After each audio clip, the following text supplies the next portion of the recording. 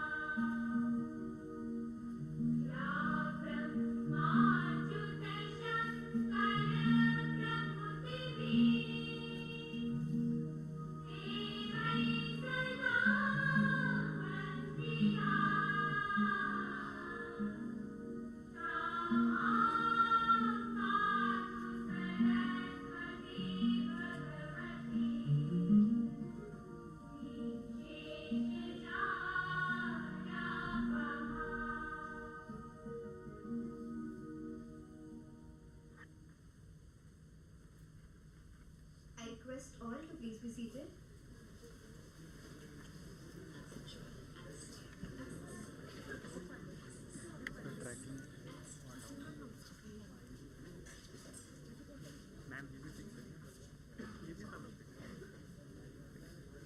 Now, let's have a glimpse on Atharva Group of Institutes.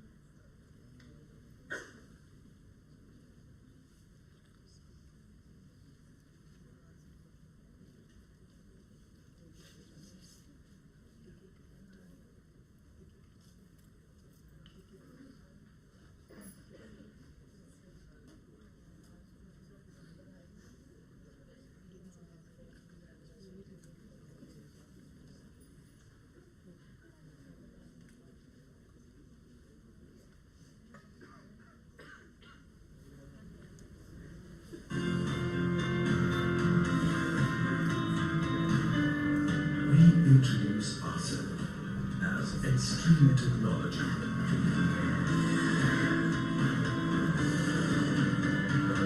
We travel with you for a long mission.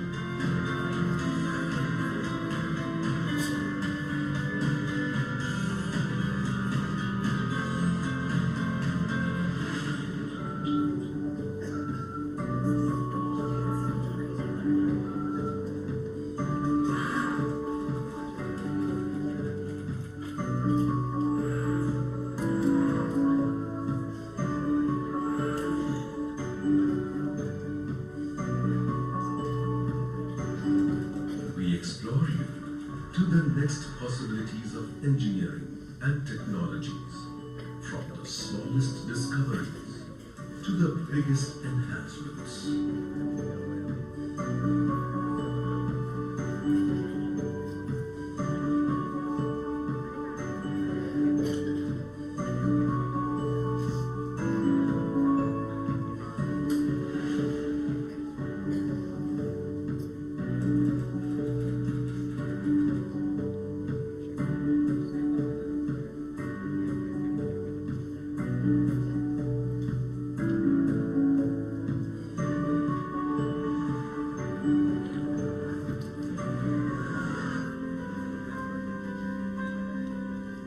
always keep moving on to provide you the most leading world-class infrastructures and resources as mentor of your vision.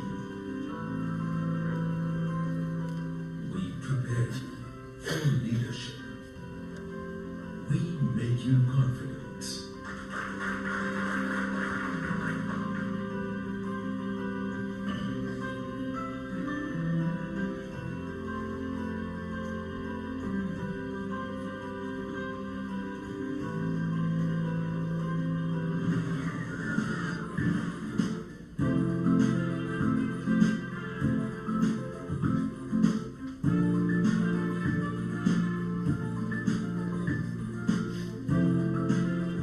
Flash your passion into the sky.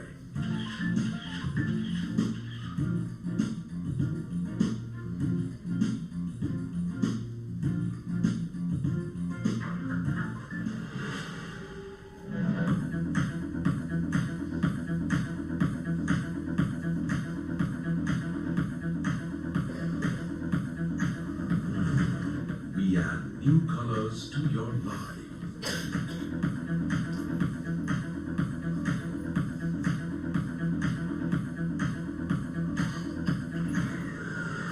Help you choose the opportunities that are waiting for you on your path.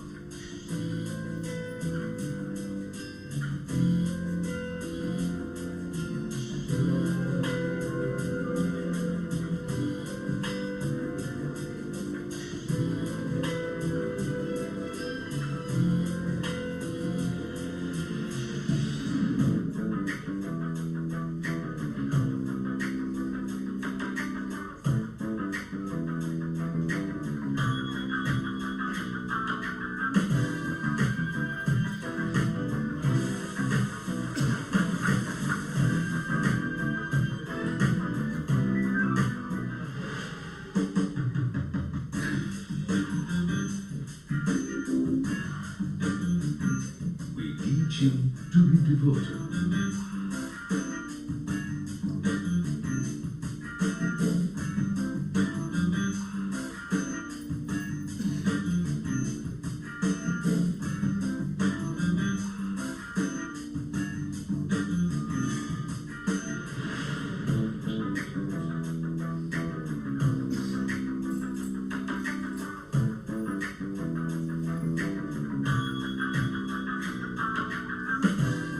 Together discover the new taste of the generation.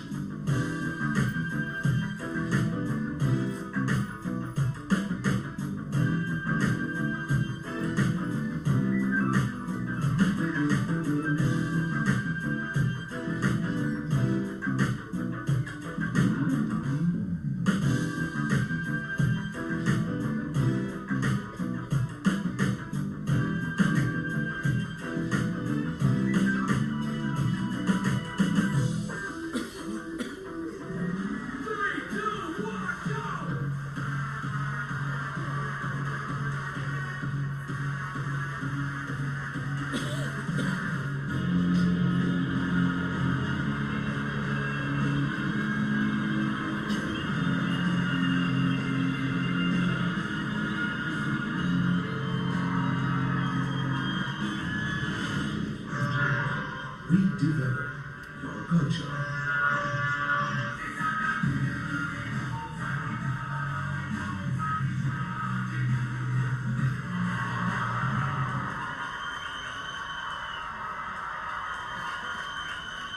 We commit you to form a quality people in life.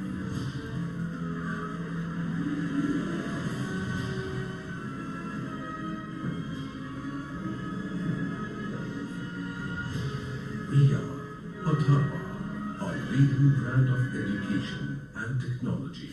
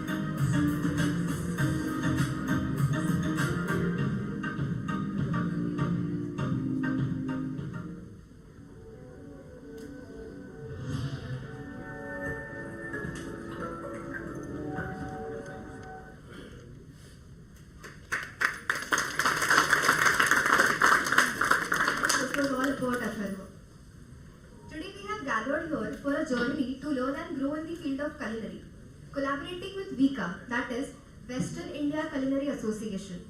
WICA, a professional organization for chefs, was founded in Mumbai in the year 2002.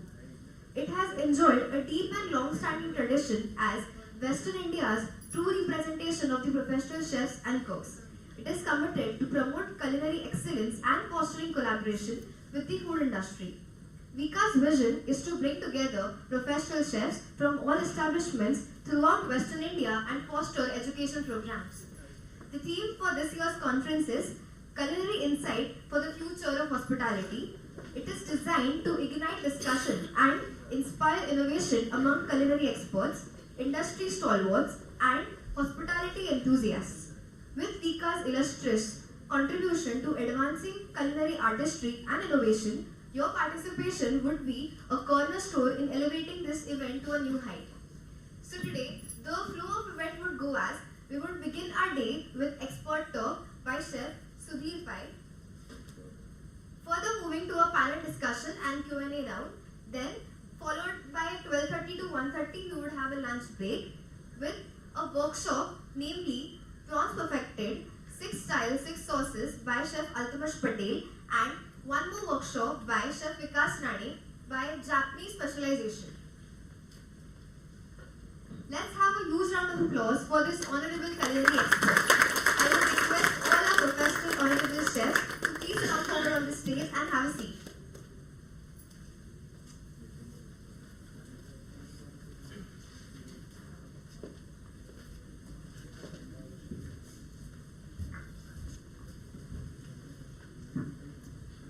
Ladies and gentlemen, it gives us immense honor to introduce you all to Chef Sudhir Pai, chef consultant.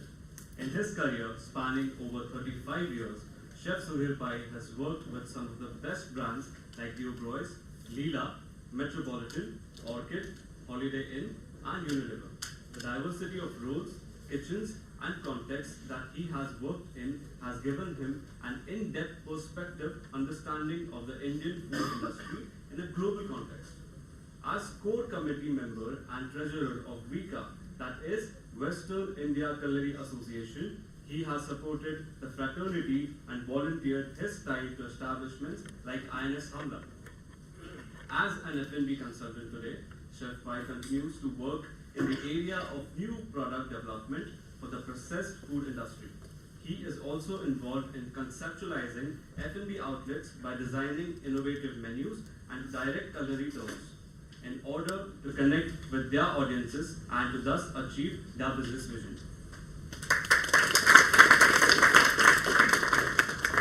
Chef Atharva Patel, Executive Chef, Hilton Mumbai International Airport. Okay. Okay. Chef Abdul Qadir Sheikh, Chef Consultant. Chef Abdul began his hospitality journey in 1972 as an apprentice at the Taj Mahal Intercontinental Mumbai. Over 45 years, his unwavering dedication led him to notable roles, including joining the opening terms of Eredius Hotel in Brahin, 1978, Hilton Bahir, 1980, Sheraton Muscat, 1985, and establishing the French restaurant Sky Chateau at Hotel Babylon Oberoi, Baghdad, 1990.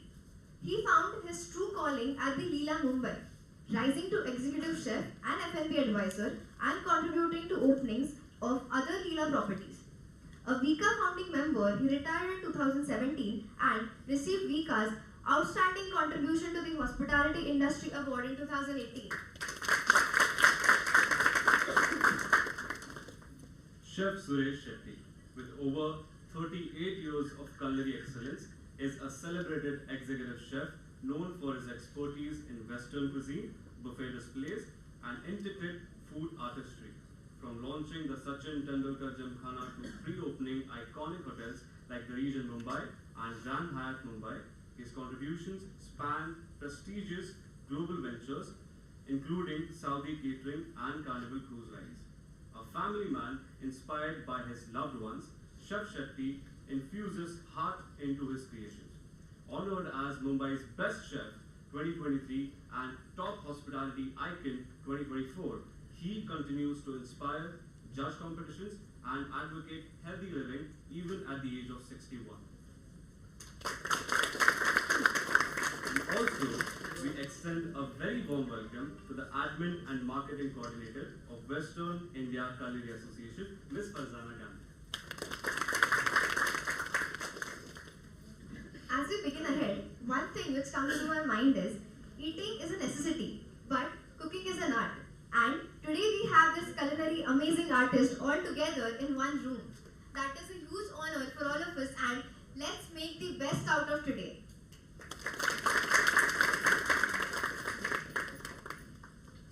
As we are going to have an expert talk, I would request Chef Sudhir Pai to please take over the session and enlighten students.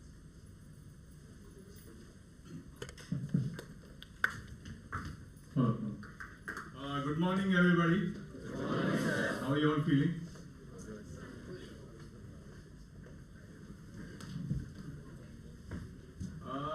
First of all, thank you, Ma'am Agarisa. Thank you, Atharva College, for having us here.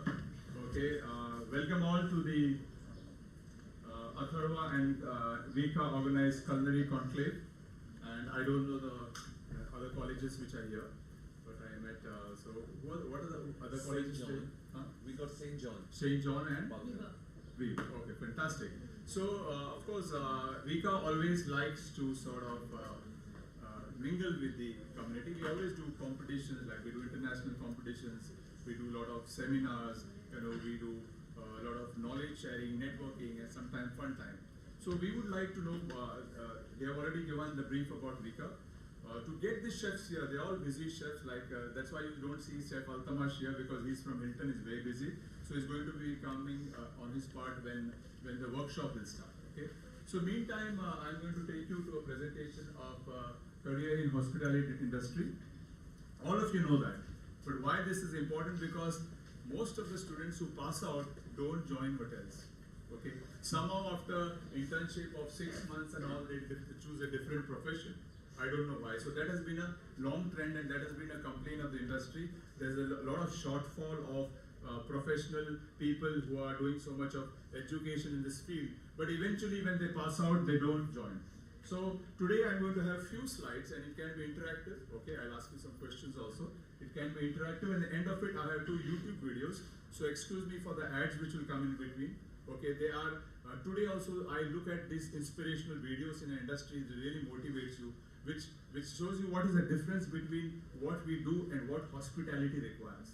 We learn things in college, but what actually hospitality needs, that video will have a lot of emotion in it. That is why I want to show you that video, okay? So let's begin with career in hospitality. Before I start, can you raise hands first year? How many first year students? Okay, a lot of first year. Second year? And third year? Few. Okay, so first year has not gone into industry yet. Have you gone? Yes. So how many months of college now? Loudly? 6 months? Yes. And second year has gone out for training? Second year has gone out? Yes. So how many months of training? 3 months, okay. So how do you feel about the trainings? How many have went to the kitchen? Can you raise your hands? Okay.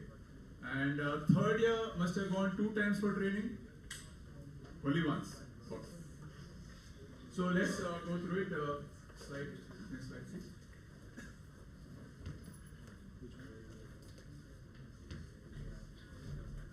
So what is hospitality? Okay, we think that we learn technical kitchen, we learn technical service and housekeeping. We feel that is hospitality. Hospitality is more of attitude than skill set acquired at business school. Okay, all that learning is required. But the most important thing is to have that attitude to join the industry. And what that attitude is all about is ideal traits are warmth, okay, smiling always, warmth, being kind to people, okay, pleasant, empathy. You know what is empathy? Empathy is being in some other people's shoes. There are a lot of people as guests. There are old people, there are children, there are different type of people. So how can you can't treat everybody the same. That's empathy. What's humanity? Of course, there will be people who are not dressed well. You can't judge a person by how it looks. Okay, you might think that he can't afford my hotel, so that's important. Humanity. Good listening skills, okay? What is good listening skills? Listen to the customer, listen to your colleague, listen to your professor, Okay, that's important. Confidence, of course. Whatever you do, you should be confident in whatever you do. You're in the kitchen, you're in the service, you're meeting the guest, you need to be confident. Next slide, please. So these are the areas which you already know, okay, which you must have already thought by the time you come in the third year. F&B service, accommodation management, front office, hospitality, F&B production. Next slide, please. So, like I said, attitude required for success, a passion for service, a genuine desire to create experience for guests. So, actually, in every welcome Chef Prakash Pavaskar. Okay. I requested Chef Prakash Pavaskar because he's a legend. Okay, when we get time, we'll read about him. You know, I'll give a few words of what Chef Prakash Pavaskar is all about. And like you see, he has taken time out. He was busy. Then I requested, just please come in. And what is important, after working for only 45 years with the Oberoi Hotels as a very senior chef, okay? Rest with Gio, okay? After retirement also he worked with Gio. So that is the type of passion exactly where we work. It is not for money a person works, it's that extreme passion which is required. Passion for service, a genuine desire to create great experiences for guests. Patience and resilience. How many hours you used to travel, Chef Prakash? Average 2 hours? Average 2 hours one side, okay? Patience and resilience, handling pressure, long hours in demanding situations, okay? If you are ready for that, otherwise like IT job, work from home, चड्डी पहन के भी पहन लो शाम को, you know? No. यहाँ पे कपड़े पहन के, shaving करके, जूता polish करके रोज पहुँचना है, okay? Adaptability and problem solving. Thinking on your feet and handling challenges. You'll always be on your feet. Like at this age, I have some problem with my feet. A lot of chefs will have problem because we stand for long hours. Okay, so you need to be ready. You need to be physically fit for stand for that many hours. Okay, communication skills. Can I light it? I can't see it properly. You want the light, sir? This light is disturbing. Engaging with guests, colleagues, and teams effectively. Like I rightly said, when you talk to people, have effective engagement. Deal with people. Talk to your juniors. Talk to your seniors. Teamwork and leadership, working collaboratively and leading with when necessary. You need to lead first, okay? It's not that wait for your turn, मुझे क्या job दिया हुआ है. If you are assigned a job, go ahead and see whether everything is done. If you are assigned for service for some restaurant, go ahead and see which is your side station, how many guests, how many non-veg, what time the lunch is starting. Just go, don't even stand there, okay? Attitude required. Okay, next one, please. In hospitality, the right choice for me, do you love people and understand them? First, you should have love people. There are some people who don't like to talk to people. Okay, they don't like to build relationships. This industry is not for them.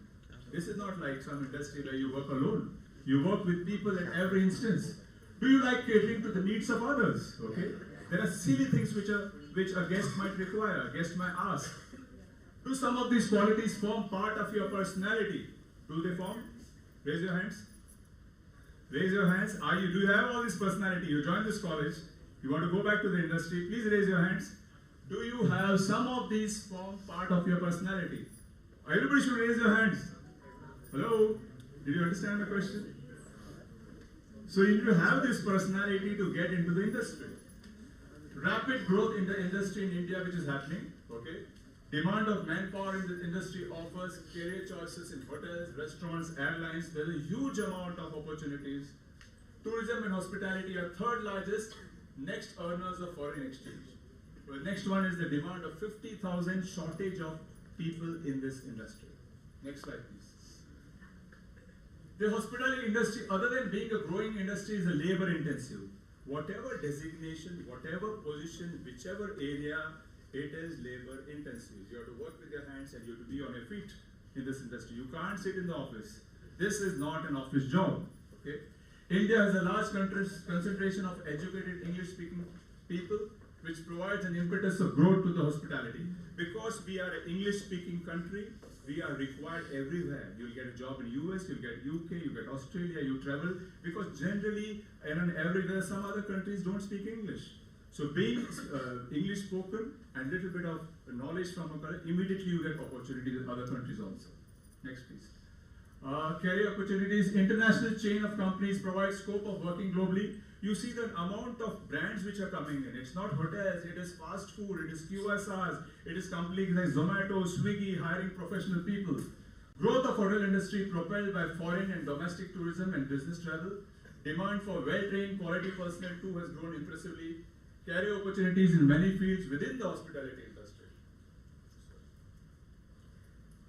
Okay, a new trend to change fields in hospitality industries are come. There's a lot of trend. For example, the company I worked for, Intercontinental Hotel, they allowed people, if you join the kitchen, you can join service, you can join revenue department. They allowed you, as long as you have the passion and you have the needs to learn and grow there. You can join the IT also.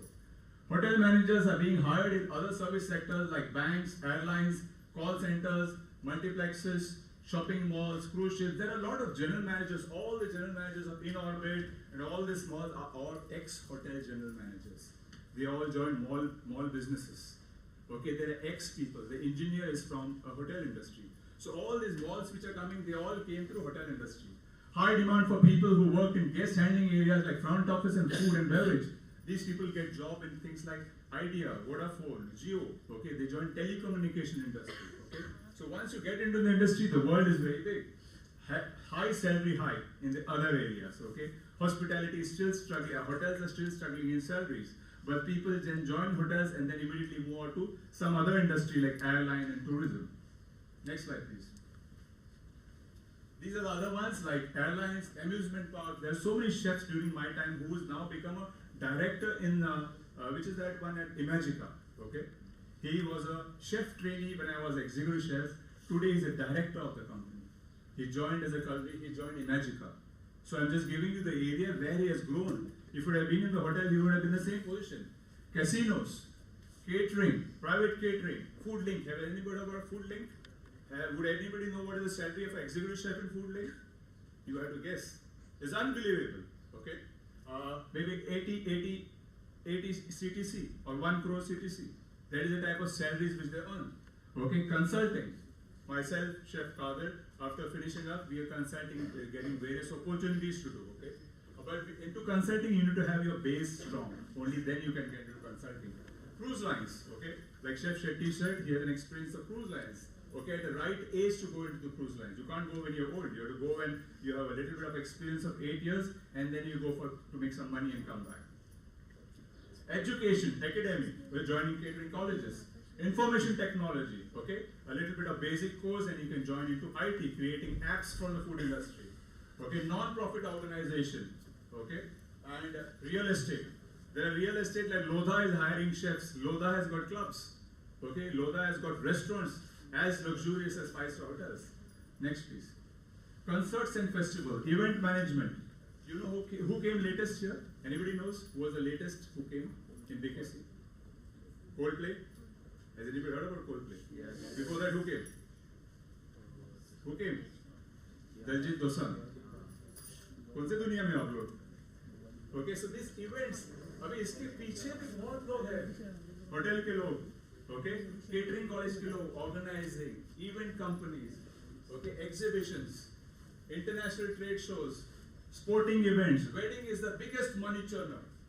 Wedding, you see, go on wedding.com, you know, they supply everything from Mendi to Goda to everything. Everywhere there is customer service required, expertise required, where we learn in this college, okay? So it is not limited to hotels. Next slide, please. Sorry, I'm telling you because, okay. Now this you already know. These are the areas of what hotel is all about. You know, where do you start and where do you begin? There are different designations, you know, in front office. Okay, so you climb up the, there are also fast courses like management training where immediately you get into a supervisor in 3. Some of the hotel companies do that. For that you need to pass a lot of interviews, pass a lot of quiz tests, or there you start from scratch. You start as a commie in the kitchen, you work 2 years, you become demi chef, they chef the party. It takes about 8 years to get into a sous chef. Okay. Similarly in other areas. Next slide, please. The choice is yours. Find your passion, kitchen, service. By 3rd year, you should have made up your mind where you want to go. Need not be confused. That's why the college sends you to the industry, so that somehow you know where do you fit well. Okay. Find your passion like kitchen, service, sales, marketing, HR, or something unique. Okay, there are unique jobs also which are created. Today the world is very different. If the management looks at you that this guy is very special, they will create a special position for you, okay? Especially international hotels. It is not a same stereotype, yahan se gaya, chef bana, sous chef bana, they will get a special position. You might be directly reporting to the CEO, okay? In the company which I worked, IHG, they had a young guy, 8 years. He was moving along with the CEO as assisting him, okay? Because they found him doing different, acquiring new hotels, getting into evaluation of new properties, okay? Opportunities exist in hotels, restaurant, cruise lines, airlines, and even entrepreneurship, okay? After 3 years or 4 years, if your parents are happy, you can get into a QSR. You can get into some brand producing cakes, cookies, anything. Today, Zomato and Swiggy is also allowing you to sell food from your house. Okay, there are a lot of house chefs, and Farzana, of course, there are a lot of bakery chefs who are in-house chefs, making good money. They don't need to do any job. Okay, keep exploring, stay committed, and take pride part of an exciting industry. That is what I want to tell you. Because of the third year, the trend is people don't join. They go and do some other course and join something else because they are afraid of working long hours. Next slide, please. So what it takes to succeed? Strong foundation in hospitality, basic technical skills and operational knowledge. This has to be there. It is not that you pass out college and you don't know what are the mother sauces, you don't know how to make mayonnaise, नहीं चलेगा. वो तो मानते ही है, वो तो basic है. College किए बिना भी लोग आते हैं. Today the top chefs in the world, if you Google top chefs, nobody has done hotel management. Nobody. The top chefs in the world, they all learned from internship. They worked in a trainee, they learned and they become top chefs of the world. If you say 10 chefs, nobody has gone to college. Okay, so what is more important is when you pass out and when you understand what is happening and somebody is feeling sleepy. Okay, learning from the ground up, no shortcuts. There's no shortcut. Okay, it's not that 2 साल में आपको मिलने वाला है. आपको उतना साल काम करना ही पड़ेगा. Okay, it is like this. It's like Sachin Tendulkar कितनी बार बैटिंग किया तब जाके वहाँ पहुँचा ना. अगर आप टमाटो सूप बना रहे हो तो 3 बार में मास्टर नहीं बन सकते. जब 50 बार बनाओगे तब आप 51 टाइम्स जब बनाओगे तब आप एक्सपर्ट बन जाओगे. तीसरी बार तो नहीं बनोगे. Staying up, maintaining discipline, punctuality, and professionalism. This is a must, not in our industry, but any job you do. Okay, any industry. Willingness to start small and grow through experience. Don't feel ashamed. The moment you're put in the industry, in the housekeeper kitchen, एक बोरी प्याज दे देगा. Don't feel ashamed. कपड़े खराब हो जाएगा. Don't feel ashamed.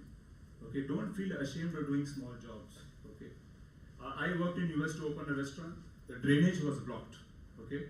And if the man is to come, it will take 2 hours to come some $200 to a restaurant to clean that drainage. So the owner, of course, I was also not used to it because I never in India put my hand and clean a drain. The owner was wearing a white shirt in California. He folded his sleeve, he put a rubber gloves and put his hand inside and cleaned it. He said, "Chef, USA, India नहीं है. यहाँ पर अगर उसके लिए रुकेगा तो kitchen बंद हो जाएगा." Okay, so that is the difference in that country. Respect for everything you do. Respect for labor. Next one. So becoming a leader in hospitality, leadership starts with taking responsibility and being proactive. Like I said, if you assigned a job, find out what is required out of that job. Take responsibility. Understand every department's role. Hands-on experience is a key. If you are put into service, you should know how to carry glasses, you should know how to carry wine glasses, how the table to be spick and span, after one course, how the guest is to be spoken to, how the menu is to be offered, everything you should know. By learning the book, you will not know. You will have to actually practically do it. By learning how to cook one portion, you will not learn. You have to be working in a large hotel where you work with chefs, you know how a party is organized, a 400 pax party with so much of large menu. Okay? Build strong relationship with colleagues and guests. This is very, very important. Okay? Because you work with different departments. You work with kitchen stewarding, you work with fellow chefs, you work with other colleagues, you work with sales and marketing. Okay? Party कितने बजे आया, फिर कितने बजे release हो गया, क्या item है, load बढ़ गया, क्या हो गया. So all that relationship should be there. If you don't maintain relationships, you will not. Same thing, relationship is there. If the wedding is happening, the host ने कितने बजे आने वाले, कोई allergy क्या आपका सर, क्या होने वाला है. So you can't sit, it is not an office job. You have to build up relationship, you have to have communication with guests, colleagues and everybody. Decision making and crisis management are crucial skills. Suddenly the bread is not arrived. Suddenly gas chala gaya. Okay, the leadership quality should be how that party will run. Okay, in crisis, how will you work? Suddenly there's a Bombay one which has happened. There are only 4 staff which has arrived. The party has to go on. The guest has paid money. That is the skill you should have. Inspire and mentor others as you grow in your career. Okay, mentor others. Okay, in the sense people down the line, the moment you have 2 years experience, you're in 3rd year, help the first year people. Okay, what they require. Being his buddy, help them in the college, help them in whatever journal filling or anything. Next one. Hard work pays off. Experience, knowledge and skills gained upon doors to global opportunity. Automatically, you don't have to apply. If you are working in a good organization, opportunities will come. The industry demands long hours and dedication, but rewards come with time. Many successful hospitality professionals started from entry-level roles. Like I said earlier, top 10 chefs of the world had not gone to college. They went from entry-level roles. The journey might be tough, but perseverance leads to a fulfilling career.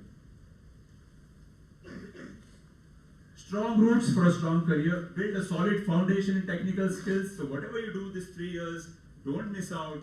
Learn everything in terms of every technical skill. Learn from every experience. If you go to a restaurant from tomorrow, go as if you're going for a project or audit. Go look at what is there on the side station. Go see how the waiter is serving. Go see how the plates and spick and span.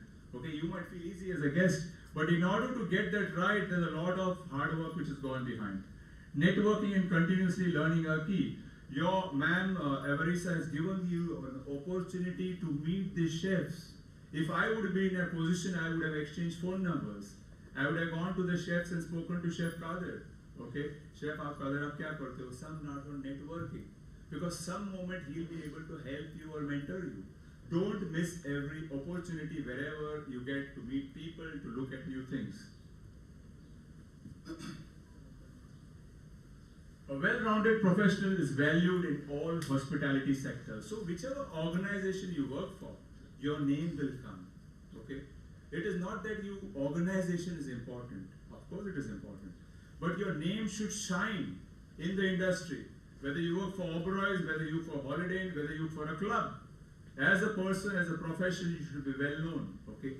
And how will that happen? Only when you do your job right.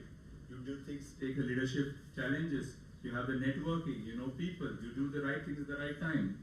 Next slide, please. Reality check. Success takes time. Don't get carried away by social media. रोज देखते हो ना, सब chef है. Social media में हर एक आदमी chef. एक plate का फोटो निकाला chef. Okay, so don't get carried away. TV में एक contest जीता chef. Okay, so that is not chef. Chef is more like a CEO of a kitchen. There's a lot of things involved, from ordering to dealing with the guest and marketing, not only creating one dish and posting it on Instagram. Okay, so don't get carried away by social media, TV shows or celebrity chefs. In order to reach there, उन्होंने बहुत बर्तन घसे हैं. Ranveer Brar was a chef who really worked hard, opened restaurants. Okay, if you read his biography, you see that he reached there, but you will only see this part of Ranveer Brar. Okay, you see where to reach there, what he has done. Okay. Their success is built on years of hard work, failures and learning. If you see Vikas Khanna is come, he's struggling. He's working maybe I think 12, 18 hours for one restaurant in US, Bangalore. Okay, but what you will see Master Chef. अच्छे कपड़े डाल के कोई एक actor आके खाना बनाए. बस अच्छे नहीं है, कपड़े गंदे हो जाते हैं, पसीना आता है. Okay, ये याद रखना. Focus on skills, discipline and real world experience rather than chasing fame. Fame will automatically come. Okay. Instagram likes से fame नहीं आता. Fame automatically comes by name and what you do. Consistency and perseverance will lead to a long-term success, not overnight stardom. Whatever you get working for long term, that will last longer. नहीं तो पहले master chef में जो जीता होगा ना, उसके आज भूल भी गए होंगे. Okay? लेकिन कोई शेफ आनंद सोलोमन को नहीं भूलेगा, प्रेसिडेंट. Okay? बाकी मास्टर शेफ में हर साल आएंगे, कभी अमूल स्पॉन्सर करेगा, कभी सोनी टीवी करेगा, कोई आएगा, कोई चला जाएगा, भूल भी जाएंगे. पर जो शेफ ने जिसने कोई इतने साल में, उसको कोई भूलेगा नहीं. वो हॉस्पिटैलिटी सेक्टर में, maybe general people will not know, but in the sector, work on becoming a great chef, hospitality professional first. Recognition will automatically follow. So make a wise choice. Everything in life is a reflection of a choice you have made. If you want a different result, make a different choice. Okay. So that's about it. I will take this video which I got very inspired with. Please, yeah. So I'm going to sit there, watch the video. I hope you don't get bored. Listen to the words. They are very big.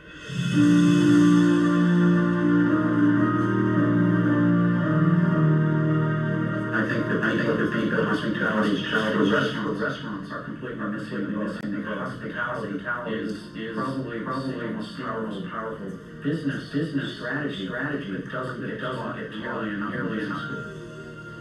What we've learned in our business is to understand that service and hospitality are completely different topics. Hospitality is a dialogue. If you feel like I'm on your side, hospitality is present. If you think I did something for you, hospitality is present. If you think I'm customizing an experience for you, hospitality is present. We believe that the way you make people feel is what they remember more than anything. If you're going to provide the most powerful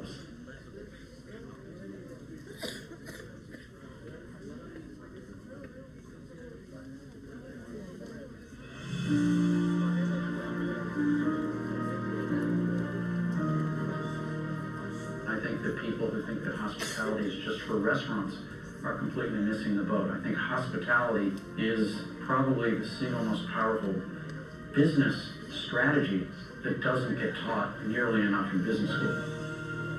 What we've learned in our business is to understand that service and hospitality are completely different topics. Hospitality is a dialogue. If you feel like I'm on your side, hospitality is present. If you think I did something for you, hospitality is present. If you think I'm customizing an experience for you, hospitality is present. We believe that the way you make people feel is what they remember more than anything. If you're going to provide the most powerful, sustainably lasting hospitality experience, believe it or not, we've learned you have to put your customers second. And that's not something I was ever taught growing up. I was always taught customers always first, the customer's always right. What we've learned is the best way to make the most customers happy is to make sure that the people who come to work in your organization are having a great experience coming to work. I think customers are expert at reading, is your staff focused on their work and are they having fun with each other? And if those two things are present, I can almost guarantee you a great customer experience. What we've been able to do in terms of hiring employees is to hire people 49% for their technical skills. You can be the best cook in the world or the best sommelier in the world, and we don't want you on this team unless you have the 51% emotional skills that lead to somebody who's got what we call a high hospitality quotient, a high HQ. And the 51% skills generally add up to somebody whose greatest pleasure in the world, having nothing to do with how good they are at their job, but whose natural wiring says it matters to me to make people feel better. And we've been able to identify what those 6 emotional skills are that are always present in somebody who's a 51%er. Kindness, optimism, work ethic, curious intelligence, empathy, self-awareness, and integrity. We have an expression around here which is always be collecting dots so you can always be connecting dots. There's absolutely no excuse not to know who you're talking to and not to know what's important to that person. And in order to do that, I've got to be collecting dots. We have search engines, we have databases, we have all kinds of opportunities to know who's here, who are they dining with, when did they last eat here, what did they order, what were we talking about, and we keep notes on all of that stuff. And then we put those connections to use for people that make them feel that this is a customized experience just for them. Gramercy Tavern is 21 years old and remains New York's #1 favorite restaurant in the Zagat survey. And we're really proud of that. I think that when someone says that you are their favorite version of anything, they're paying you the absolute highest compliment they can pay you. No one said Gramercy Tavern is the best restaurant. No one said Lexus is the best car. We'd like to think we are, and you'd like to think you are. But if somebody says, this is my favorite, That's inarguable. Nobody can say, no, it's not your favorite. And if I say Lexus is my favorite car, it wouldn't be my favorite if it also didn't provide an emotional connection that made me feel awesome. We have competitors out there who actually have higher food scores than we have. And we have a higher favorite rating. We have competitors who have even a higher service score. You know, their waiters wear tuxedos and they do a beautiful job of saucing the fish next to your table, etc. And we have a higher favorite score.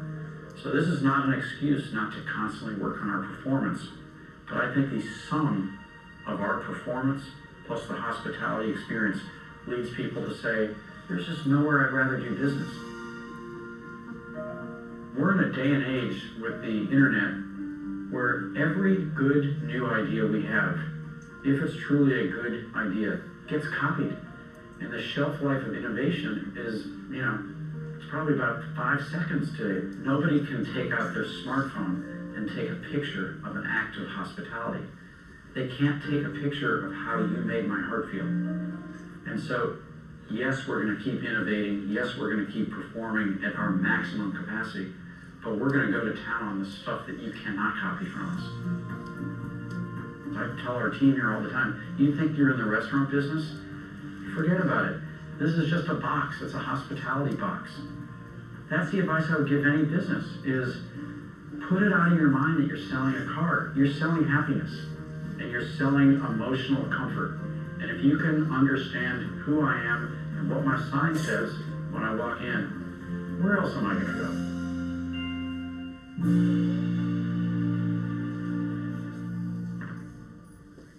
Thank you, Kitty. The next one, I hope you liked it. So what is important is the hospitality quotient and the emotional value. It's not about service, it's not about food, it is about the hospitality quotient. Next one.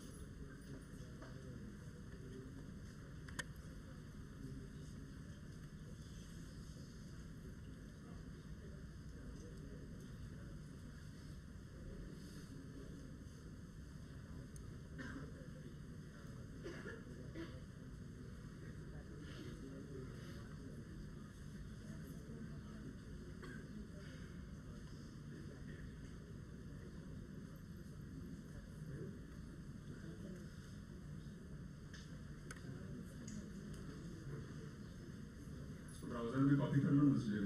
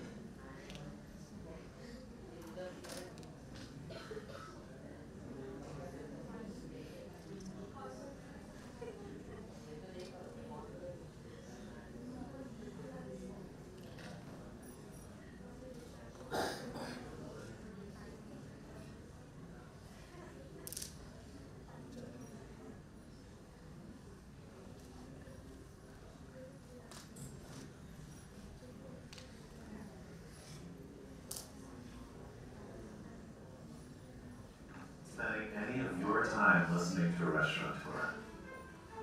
Listen, for most of America's history, we were a manufacturing economy. Now we're a service economy, and dramatically so.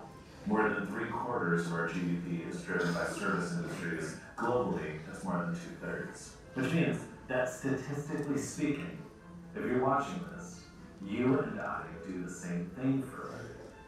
We might sell people different stuff, but we're all in the business of serving other people. And I believe if you do that through the lens of hospitality, you will be more successful. My name is Will Guidera. I'm a restaurateur and author of the book Unreasonable Hospitality. My restaurants over the years included 11 Madison Park here in New York, which in 2017 was named the #1 restaurant in the world.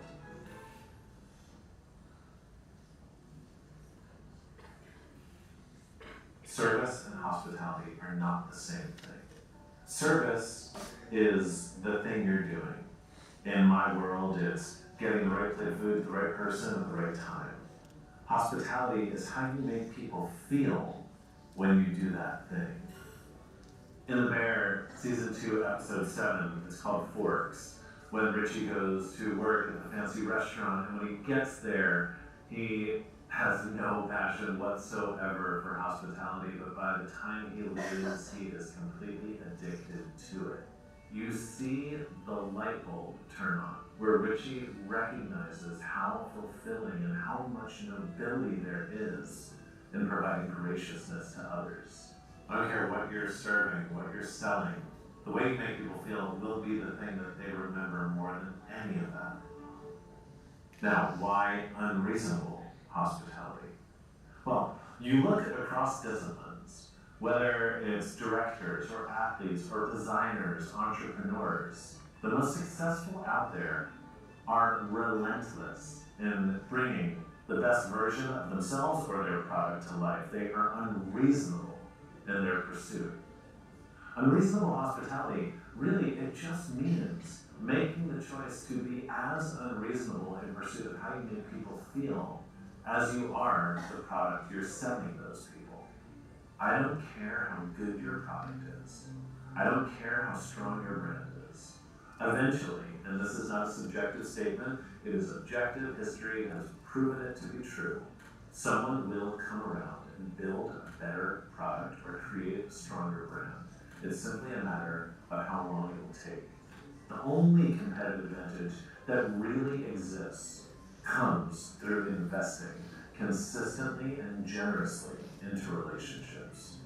Because relationships take a long time to build. And when built the right way, the loyalty you get takes an incredibly long time to erode. And the best way to invest in relationships comes through hospitality. What I found is unreasonable hospitality happens when you can motivate a team of people to do 3 things. 1, be present. What that means is caring so much about the person you're with that you stop caring about everything else you need to do. And these days with cell phones and perpetual distractions in our pockets or with our ever-growing to-do list, it can become really difficult to slow down for long enough to actually listen to those around us. With hospitality, sometimes you need to slow down in order to speed up. Number 2, take what you do seriously, but take yourself less seriously. Way too often, people in customer service let their self-imposed standards get in the way of them giving those around them the things that will bring them the most joy. The moment you let your brand tell you that you are not allowed to do something that will make one of your key stakeholders happy, then the entire relationship has gotten out of whack. And third, if hospitality is about making people feel seen, the best way to do it is not to treat them like a commodity, but a unique individual. The best form of hospitality is not one size fits all, it's one size fits one. The greatest gestures are bespoke to the people you're extending them to. You give them the stories that they will be inclined to tell over and over and over again, doing your marketing on your behalf far better than you'd ever be able to do it yourself. At 11 Madison Park, we created a program that I called the Dreamweaver program. Every single night, doing countless little gestures that made our guests feel seen. One time, a guest called us before he came into the restaurant to just warn us that his dad was more of a Budweiser steak and potatoes kind of guy than what we were serving. And so we had these fancy champagne carts where there were a picture like a champagne bottle on a cart that we pushed over the table. The Dreamweavers went around to every bodega in the neighborhood and bought every available type of bottled Bud, and we filled the champagne cart with that instead. The moment we pushed that up to this guy's dad, immediately he felt at ease. He was now at the place where he belonged, and he was that much more able to enjoy the meal that came next. I talked to that guy's dad about a year ago because that guy was a friend of a friend. His dad didn't remember a single thing he ate that night. In spite of the fact we were serving some of the best food in the world. But he'll never forget how we made him feel when we pushed over that Budweiser cart. Get smarter, faster with videos from the world's biggest thinkers. To learn even more from the world's biggest thinkers, get Big Think Plus for your business. Thank you. This man has become one of millions of people's I hope you like it. And you put some pointers from here, something you remember you like. Okay, now because there was no introduction of Chef Pavaskar, I would like to just read about Chef Pavaskar because he had not earlier given in his introduction. So Chef Prakash Pavaskar, the executive sous chef at Trident, Nariman Point, Mumbai, is a culinary virtuoso with a global perspective. His journey commenced with humble origins in Maharashtra and India, but his culinary expertise transcends borders. Trained at the prestigious Oberoi School of Hotel Management, Pavaskar's career trajectory was marked by a commitment to excellence and innovation. Rising through the ranks, he garnered international experience working alongside Italian, German, and Australian chefs, providing his mettle in diverse culinary landscape. Pavaskar's tenure as executive chef at Oberoi Hotels from 1992 to 2004 exemplifies his ability to surpass expatriate counterparts. His tenure was marked by groundbreaking achievements, including the introduction of Lebanese, Mediterranean cuisine to Mumbai's culinary scene, a testament to his innovative spirit and adaptability. Throughout his career, Pavaskar has consistently demonstrated his prowess in the kitchen, showcasing a remarkable blend of traditional techniques and modern innovation. His tenure at Oberoi Hotels and subsequent role as assistant vice president. Mind you, after retiring, he worked for how many years, chef? 7 years. My God. His tenure at subsequent role as assistant vice president at the age of 60. Okay, at Reliance, further solidified his reputation as a culinary leader. While his roots lie in Maharashtra's rich culinary traditions, Pavaskar's culinary repertoire extends far beyond regional boundaries. His qualifications include a 2-year program at the Oberoi School of Hotel Management, coupled with his extensive international experience, underscore his status as a culinary maestro with a global perspective.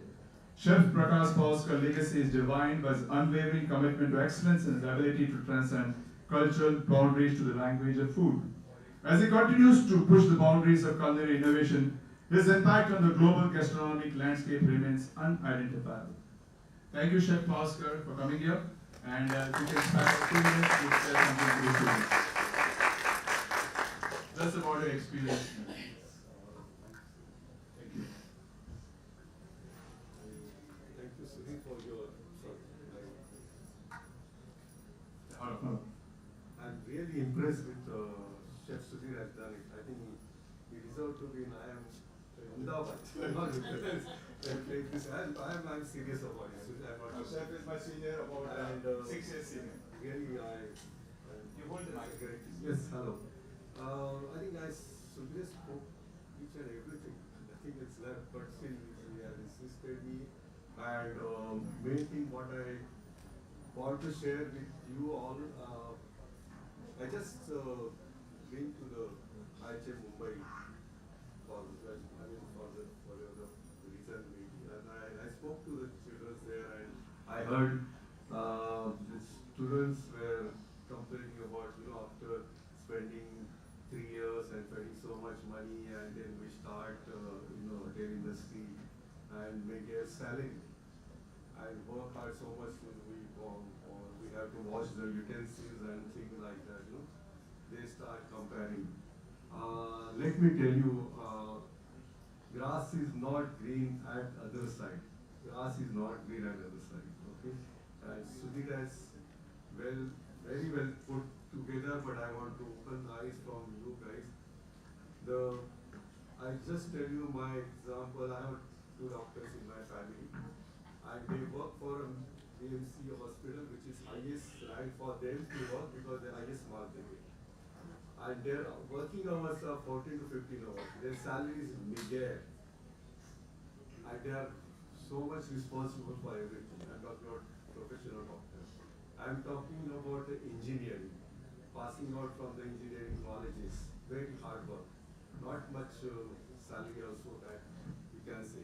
Only thing what you can see, IT people, they get, it's not always true for every time. I'm talking about marine engineers. Highly salary paid. But when they start the life, my friend of mine, catering college, went to T.S. Rajendra. And then become, of course, his captain. But work was very hard. Tough job was there. It was the most toughest job.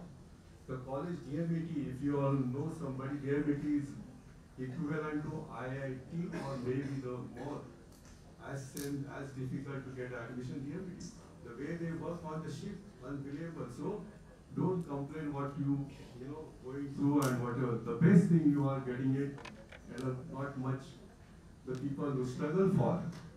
And the salary, Sudhir has very well explained to you how much you all get and the kind of profession. I feel yes. Thanks for that. And this is what I want to put together. So what I first thing, don't complain. And what, the best part, if you take all the professions, the hotel industry make you a complete lady and complete man. No other industry will make you a complete lady and complete man. If you think over a kind of, opportunities you have. Nobody has it. Let me tell you that. And I want to open this side. Okay, this is the only, and I don't want to take your time. So these are the things, facts I want to put you in front. What is the other side? Not a greener at all. So last and best of my subject is the health. I just want to share this. Why I thought so. See, look at the Sudhir also, and I'm not saying that. So strong. So you can imagine what's his age? Can anybody guess? What's his age? Fast, guys. Huh? 65. He's 60 years old, 8 years old, ran 8 marathons. 8 marathons. I just want to tell you why this thought process came in my mind to keep healthy myself. I work for Opera Hotel, and Opera Hotel was demanding, and as everybody knows. The thing is that if I fall sick, so I will not be able to enjoy my life. So my leave will go in the sickness. So I have to keep myself fit to stand for 12 hours, 14 or whatever. So, and the first part I want to tell you, there is nobody to tell me to go home. I have to decide myself. When should I go home? When should I be comfortable? Where, next day I come on duty, I will not get, so that is the toughest job, of course. So the health, why I'm saying that the thought process came because of that, and I keep advising the people, the health is very important. You can conquer anything in the life. Please, all of you young people, please listen to me. All young entrepreneurs at the age of just recently the epidemia, you must be having the yogurt, drink yogurt. Mr. Sampan is something, his name, I forgot. He's no more, he's passed away at the age of 42. Most rich person. There's another one at the age of 40. Because these people, they are concentrated their work, but not for the health guys. So my very important message for you, please take care of health, and I take your leave, and thank you very much for inviting me. All the best to your life. Thank you, Chef Prakash, for coming at a short notice. Okay? And these are the inspirations, these are the stories you need to listen to. Okay? Working for 45 years, both his children are doing well, absolutely healthy and fit, financially well, and that is what you want to see when you are joining the industry. Okay? These are the other people. Okay? This gentleman over there, health freak. Can you just stand there? Can you guess what's his age? 63. Don't make him bold. He looks 45 to me. Who says 60? Okay? So, going to the gym, it is not that after working for 12 years, he doesn't spare 1 hour of gym. Okay? Okay, the Chef Kader. Okay, I don't want to tell your age. But Chef Kader manages a business. Okay? And he does a bit of consulting also. Okay? With us. So, they're not retired. So the differentiation, what we want to know about this profession is, like I am going to work today, I feel like I'm going for a holiday. My daughters are married, I have good thing, good bank balance, everything done. But I don't sit at home. I get into the kitchen. I work, I sweat, because I enjoy that passion. And if you guys at the age of 21 feel afraid of going to the kitchen, salary come, pasina, travel karna pad raha hai, break shift hai, then what is the point? So welcome again, one more young chef, okay? Because you're not there. So I would kindly request the person to read about Chef Altamash Patel. He's also part of Western India Chefs Association, and he's a chef you should look for. Okay, so Vika has got you all type of people. There is a chef who's a health freak, okay, fairly, and is still working, I have to say. There is a chef who has acclaimed so much of experience, and yet is fit, yet is come to work, is an inspiration. There is a chef who worked for how many years? 45 years, worked 7 years after retirement, ran 10 marathons, is here. Can you imagine the amount of experience in this room of hospitality here? Okay, there is a young chef we have more young chefs in our team, but probably everybody can't come because they're also busy. So when did a restaurant open, chef? Yesterday? 2 days back his restaurant opened. You can imagine a chef leaving the hotel. You can check his Instagram page and see what he has done. Okay? 2 days back his restaurant opened. It is not easy for him to come all the way. He works for Hilton Mumbai and come here and spare time with you. Okay, that is the commitment we give for our profession, our fraternity, for Vika, and just by the word Madam Avarisa called us, we thought it's a great opportunity. College is not important, it can be a college or B college. It is the industry as a whole, it is a profession as a whole. Okay, thank you very much. I would like you to read a bit about Chef Altamash. Thank you. Thank you so much, Chef Sudhir, for such insightful words and to guide our students in such detail. Also, we extend a very warm welcome to Chef Prakash Pavaskar. We are so happy and delighted to see you, sir. Ladies and gentlemen, Chef Altamash Patel, Executive Chef, Hilton Mumbai International Airport. Chef Altamash is a renowned culinary professional with over 14 years of experience and numerous accolades, including the Star Chef of India National Award, rising swiftly from management trainee to executive chef by the age of 28. He now leads the culinary team at Hilton Mumbai. His innovative approach, focus on top quality ingredients and precise execution, makes his dishes both visually stunning and delectable. Chef Altamash has worked with top hotels like Taj Group and the Park Hotels, launched acclaimed restaurants and played a key role in food festivals, culinary competitions, and hospitality educations. He also serves as Joint Secretary of Vika. Give a huge round of applause.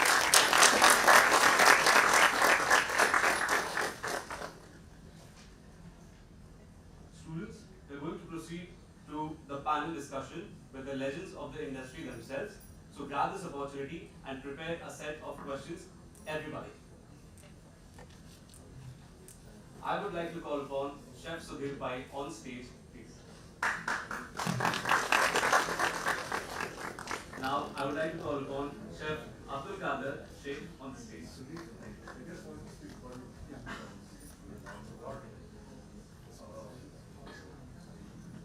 Hello. Hello. Yeah, okay. I know Sudhir has covered very briefly on all the professions, what you can do. Now, latest thing is in it says entrepreneurship. Lot of people doing their entrepreneurship and creating jobs for others. It's a big thing, and one which you can look for it. I can give you many examples. Of course, I know my batchmates, Navi Samtani. Then the recent one, Kaila's Festival in Moscow, Theobroma. She was working under me, and then she got some back problems. She said, "Chef, I can't work. I have to leave this kitchen." And one fine day she left, and then she started just cake making, in her mother's house in Kulava.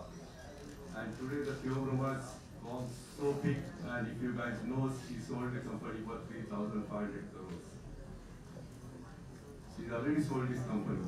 So what I'm saying that becoming entrepreneurship is very important, and I think you can think about it, and I can request the faculty you can give this importance of that. Why I'm saying that is that learn from the nation, they have separate professor and it is given importance and a lot of students are looking for it. So that's what I want to share with you people, and you have a great.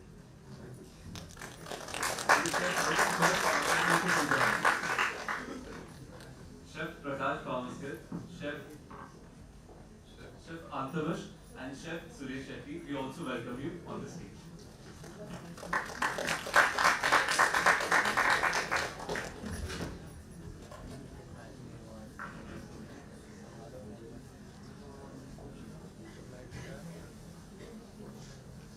So good morning again everybody, and I hope all of you are enjoying, and please take this opportunity.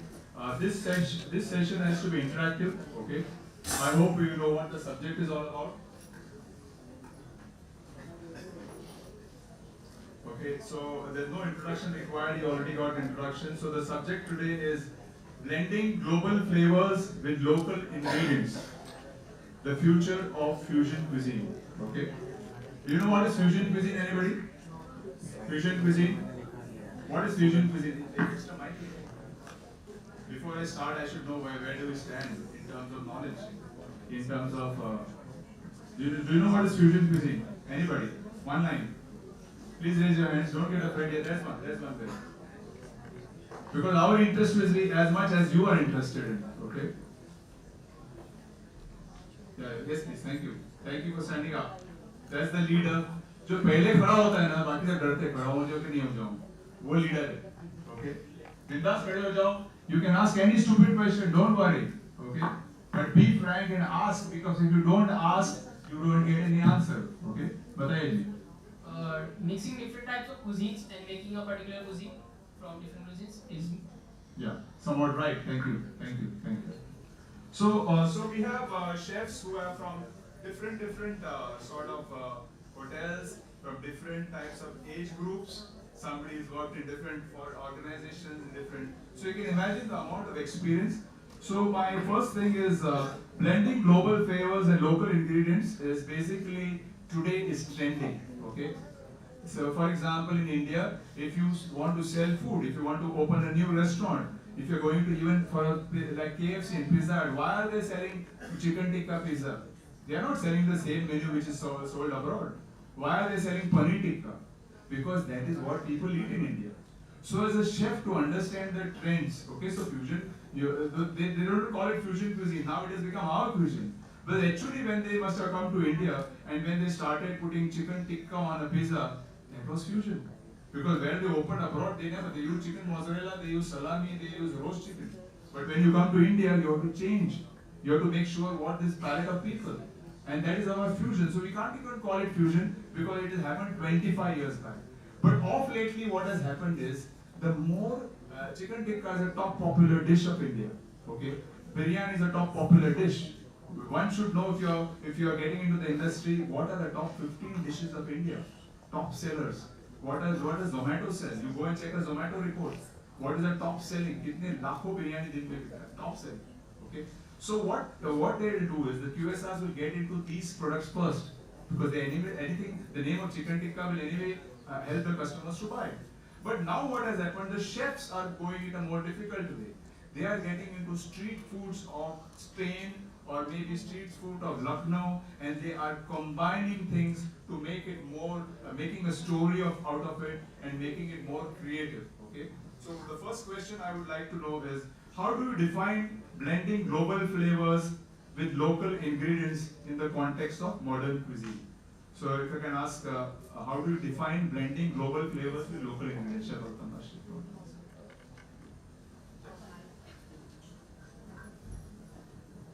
Basically a definition of what, a general definition of. Morning all. Today I feel blessed, first of all, to be part of this panel. You see all the legends sitting here except me. Chef Avaskar, Chef Pai and Chef Kadir. I mean, next level this is. I have not seen this panel in any other colleges till date. So much of experience here. Coming back to the topic, Fusion for me is going up with the trend chef uh, and doing what people love. People spoke about molecular gastronomy. Then people avoided molecular gastronomy as everyone was doing it. The only thing I believe is you need to be with trend as the trends keep on changing every year in our industry. 2 years back when I was working, 2 to 3 years back when I was working with the Park Juhu, where everyone was talking about veganism. We used to get every second guest who used to ask about vegan food. We get guests who are vegan, and we get that same guest who will order for chicken biryani for dinner. So this is how India is, and that is how we need to work for them. Fusion, very good example I'll give you. Recently we have done new restaurant menu. So I did very interesting dish which is Nalli Nihari Ramen. So Nalli Nihari is a very comfort food and everyone in India loves it. It is a breakfast dish. Uh, Ramen is a very classical Japanese dish, and I started my career in Indian cuisine and then moved to Japanese cuisine. So I love both the cuisine. I love the perfection of the Japanese cuisine. So tried and merged in both dishes, and we did soft launch almost a month back to see what are the top seller and for the staff to practice about the dishes and everything. And trust me, Nalli Nihari Ramen is one of the top selling dishes in the menu. The second one, what I did is inspiration from the Mumbai's Dadar flower market. So we did ruby chocolate, which is a floral chocolate, which comes from Switzerland, and I added little gulkan to it. It got more floral, and gulkan is the stuffing inside the ruby chocolate mousse, and we call it Dadar flower marketplace, and it is garnished with lot of edible flowers. So this is what fusion means to me. But it should be acceptable.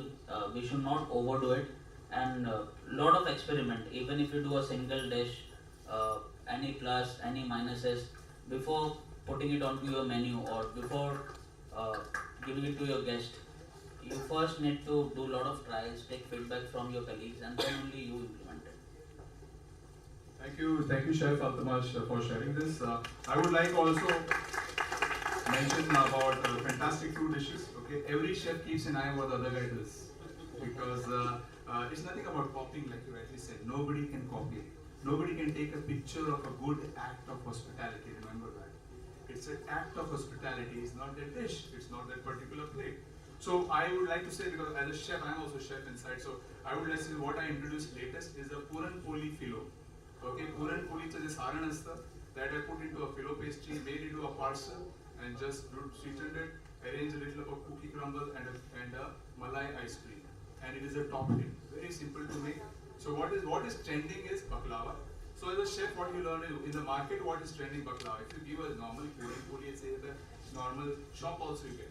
So you converted that into a fine dining dessert, and you plate it, nice parcel, one big piece of it, crispy, falls down as you cut.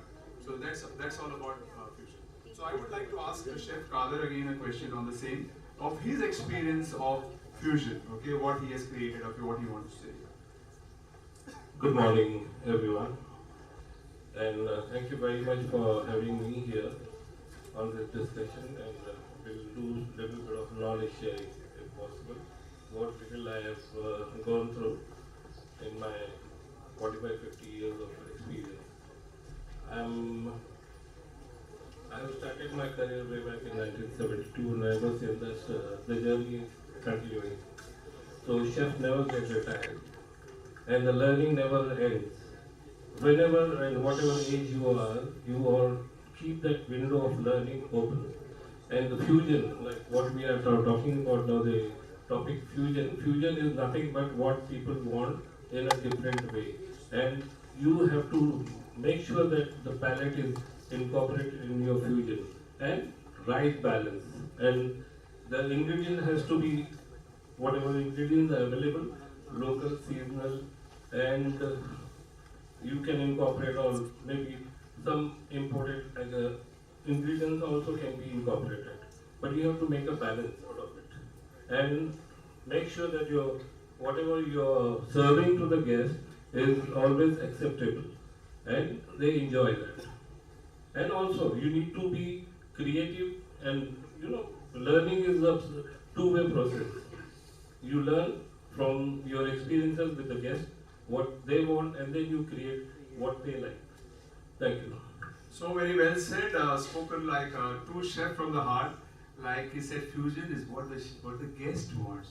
Because when you sit for Gujarati or Marwadi banquets, you must be the best person. Because the chef Naya Kya? Because a Gujarati or a Marwadi person, rich guy, he wants to show something off which is never done before. And can you imagine? He must be crazy because his question is, Chef, Naya Kya? Okay? Then he has to hack his brains and sit in the meeting. Chef, you want to say something about the weddings? I think, Sudhir, you put me a right question. There are so many things to, tell you about. Sorry for whatever the reason he's saying the community, but I learned. No, you don't have to feel ashamed because that is what the community spends. So you have respect for that community. Then I'm talking about that, and they go to the nitty gritty, and they, and the best part, all of the students, our guests travel all over the world. They know the food better than you. Okay, so you be prepared that, and you should face that also. Ready to face that. It's not like even I started facing this many years back also. So I learned from them also. And second thing, what I am saying about, as you said, fusion cuisine. Normally, what our time, as Sudhir knows, do things like when this expatriate chef started coming to India, thanks to Mr. O'Brien, he started only make the expatriate chef only the executive chef for the hotel for almost 10 years. So they try, and we also try with them, and how the fusion is been, started. And as Sudhir and of course Chef Karen said, you have to melange properly, not just take of it, you make the food and you call a fusion. It should take your appetite, like Japanese is like again Atharva's explained to you. And of course Japanese are another very close cuisine to me. Atharva, I eat only Japanese food when I go to the I don't touch. That's another part is, and then definitely it has no boundaries at all. If you see the world, I came across many cuisines all over the.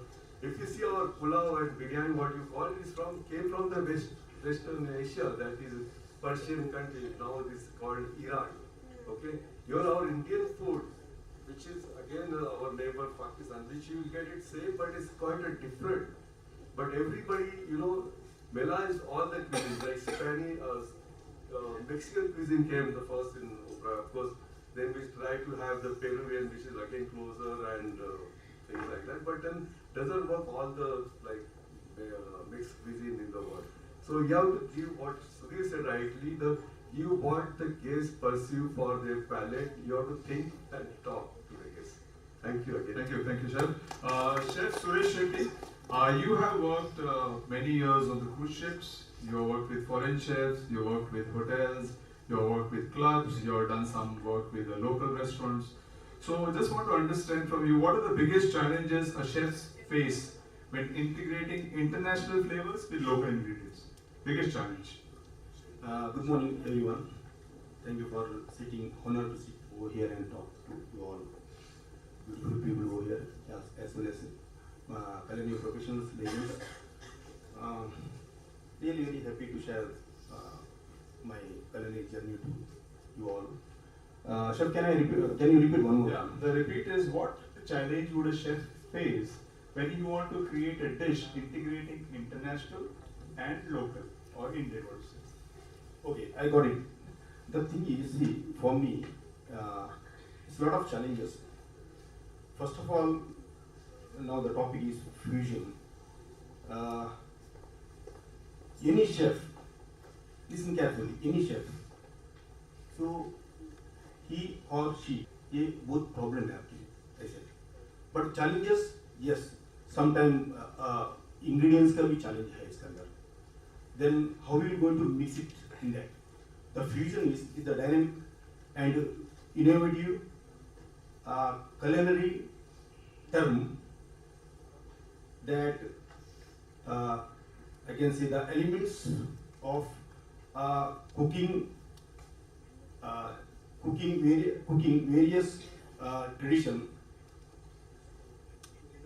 and create some unique dish. ये थोड़ा challenge है, because you know the particular ingredients. That's the biggest challenge. The knowledge is the challenge to create all these things. Especially if you Chef Bhai said asking me the international cuisine and local cuisine. Some of the international cuisine you don't find that kind of ingredients. So somehow in India ingredients are available. But while you are mixing the things in particular dish, you have thorough knowledge in that. See, for me as a chef, the presentation is afterwards. The person who eating the food, it should be delicious. Presentable for eyes. I was a gourmet chef. Yes, presentable for eyes. Okay, it's proper. But you mixing the things.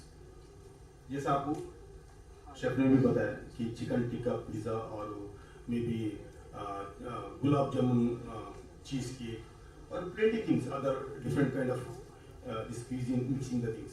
But the challenges is how you do it.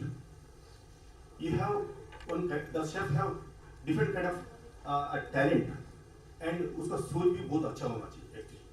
And he keep on do the things to be practiced. ये जल्दी नहीं होगा आपसे. Because this जल्दी नहीं होगा. Yeah, sorry. Thank you, chef. So we move on to the next question. Thank you for your practical answer. And now some purist guests or some purist chefs think that fusion dilutes cultural authenticity. Okay, they feel that fusion नहीं होना चाहिए. They're very strict. Some chefs and some guests also. Very बकवासी क्या है इसमें मिला दिया. How do you respond to this perspective, Chef Altamash, about this purist? Chef, if we are talking about fusion, it is not only about fusion of cuisine, it is also about fusion of the ingredients, right? No harm in pairing the local ambe mohor rice which come from Western Ghat region of Maharashtra with black pepper Singaporean crab. That will be also fusion, right? Instead of putting a Bali Bahami noodle, which are wet noodle made in Balinese style, instead of that, can we put a Calcutta Tangra style Hakka chowmein?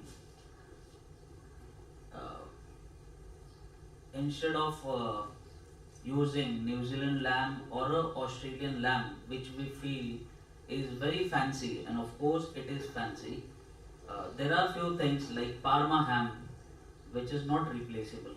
You need to have proper Parma ham. Norwegian salmon is not a replaceable. There is no replacement for Norwegian salmon. But I believe fusion is also of ingredient. We can always substitute imported lamb shank and lamb chop with a local Ajmeri lamb, what we get, and we can make an international dish out of it. Right. So basically, to sort of understand is like what the chef said is first one to have a basic good knowledge of the product. अगर निहारी बनानी नहीं आएगा तो New Zealand या Australia वो क्या बनाएगा? तो first he should be master of that trade. Okay. A good Japanese chef again then he might use a sushi with some stuffing which is different. Okay. But challenge part is I can say like sushi, the outer rice is very very specific. It comes from Japan. Chef likes it because it is a peculiar taste. It has those qualities to absorb that sourness, to hold the meat, to stay long for without getting dried for a longer time. So now suppose I want to replace that outer rice, and for a chef would love to replace it because it's so expensive. Chef, price क्या उसका? 850 रुपए kilo. अच्छा से अच्छा बासमती अपने को 200 रुपए में मिलता है. 850 रुपए किलो है. That means selling price also has to be high, and the restaurant also get to high status. That means as an entrepreneur, you open a small restaurant, it's difficult for you to sell sushi. But as a chef, slowly there are people, there's a rice which you informed me last time, right? I don't know which chef informed me. There's a rice somewhere grown in the northeast, which has got the same quality of sushi rice, okay? Which chefs are trying to replace it. So that is a challenge, where the challenge is being converted into a solution by chefs, by farmers, in order to get the cost down and in order to get the global cuisine on the table of a regular guest. Because you don't have to go to Hilton or Oberoi. A right chef, for example, I am a chef now catering to mid-market restaurants, the highest volume in Indian business, mid-market, like Udupi से थोड़ा ऊपर, okay? अगर वहाँ sushi पहुँचा हो तो वो बेच नहीं सकता ना, उसका selling price overall नहीं हो सकता. तो right, अगर वहाँ पे वो solution निकाले as a chef, कि how can I substitute that international ingredient and yet call it a sushi, okay? So that is a challenge. Okay? I hope that you want to say something on this? Yeah. Just Sudhir was talking about the pricing. Just want to let you know, everybody in this room, secret and whatever secret may be, the restaurants in Oberoi, okay, we used to run the restaurants, they were always in the losses. You will surprise. So rightly said. On top, there's a one aspect, the price of that place, or the rent of that place is not taken into account. Only the salary, only the heat, power, electricity, and the cost of ingredient. Still, Oberoi would never make a profit in the restaurant business. I am a witness to that, I can say. So truly said, in spite of that, he is so truthful to his profession that he is opening and telling you that a fancy restaurant, that is why I said, if you are an entrepreneur, then you should know. If I go to Udupi restaurant, a Shetty restaurant, I learn more things than I go to a business school. Because he exactly knows his tur dal का भाव क्या है, वो इतने tur dal में कितना पनीर मखनी में कितना पीस डालेगा, क्या प्राइस है, आउटकम क्या आएगा, वेस्टेज फैक्टर क्या है. So that is what, whereas in a 5-star hotel it is lavish, because you only look at the customer and you want to do the best. But when you go to profitability or when you want to make some margins of money, it becomes very difficult. But the hotel can manage because they are rooms business. Okay, everything is supported by rooms, everything is supported by large banquet functions, which compensate for that extra cost. Okay, so next on the subject, what we are talking is, what are some innovative techniques that help chefs, listen carefully. What are some innovative techniques that help in balancing bold international flavors with indigenous ingredients? We are discussing on techniques like making biryani dum is a technique, sous vide is a technique. So chef, can you want to highlight on some techniques which can be used in order to get your fusion things right or cooking right? Chef Altamash, you want to take this? So yakitori, as everyone knows, is a grilled Japanese dish. I mean, any part of meat or vegetables. So that same thing tastes much better when you do it in tandoor. Excellent. I've done it 15 years back. Maybe it gives a better than a char grill, because a natural tandoor is beautiful than a char grill. A char grill, whenever it touches the grill, maybe a burnt marks are there, maybe it's not even. Our oven, the innovation, whoever innovated a tandoor is an excellent char grill. So your international, what he's saying is a technique, he's understood a yakitori, which dish is very peculiar to Japanese cuisine, but which requires a charcoal grill. He converted the technique of making that same thing into a tandoor, right? So that is the technique we are talking about. Yes, sir. Go ahead. So if you want to say any technique which you have used? For the technique in Indian cuisine, we have plenty method, technical way we have to do the cooking. Especially in India, we have pretty technical method of cooking. Charcoal, tandoor, steam, boiling, simmering, pretty things. So we can play around with that, with the international cuisines, how to do it. Especially, I prefer tandoor. Yeah, I prefer tandoor. Tandoor grill. Yeah. So make some nice chicken tikka or maybe Malay kebab tikka. Yeah. Then you take some Mexican rotis, tortillas or quesadillas. Remember, what you now do, that is very important. The taste is important. How you mix it that. Okay. The chicken tikka, some cut nicely with julienne. Add some onions. Sauteed the onions. Some cilantro leaves or dhania pata. Okay. Some spices. And you use rotis, tortilla rotis or quesadilla. You can make in that some cheese on top, just put it on the hot plate, grill it, cut it. You can eat with some chutney or green chutney or maybe Szechuan sauce. We are mixing the fusion means some Szechuan sauce also it goes well. So kind of you need to play around with your plate. Basically, ऐसा दिखने जाएगा ना fusion दोस्तों, you need to understand your job. That is how you use your knowledge in the practical way. Thank you. Thank you. The next question is my favorite question. Okay, I would also like to answer that, but before I would like to ask Chef Kader. Chef, listen carefully. What are some underrated local ingredients? Underrated local ingredients that have great potential in global fusion cuisine. Underrated ingredients. There are many ingredients which are underrated, and they, cost-wise also, and also as a usage. Like millets, we have millets, some green vegetables which are there. When people will like only the premium kind of things to be presented, but things are which are available and which are very cost-effective, which you can compensate when you are using some high-end ingredients and high-cost ingredients. Like spinach is a very freely available, and throughout the year you can get those ingredients. Then you can play around with the presentation. There are a lot of things which you can do with that ingredient. So these kind of ingredients which you just dig in, you will find a lot of ingredients which are available and which are cost-effective, and also you can do a lot of good things with that. Thank you. Can the crowd, because I want the crowd to be interactive, because they are all sort of getting bored. What are the underrated ingredients? Give me 5 names. Anybody?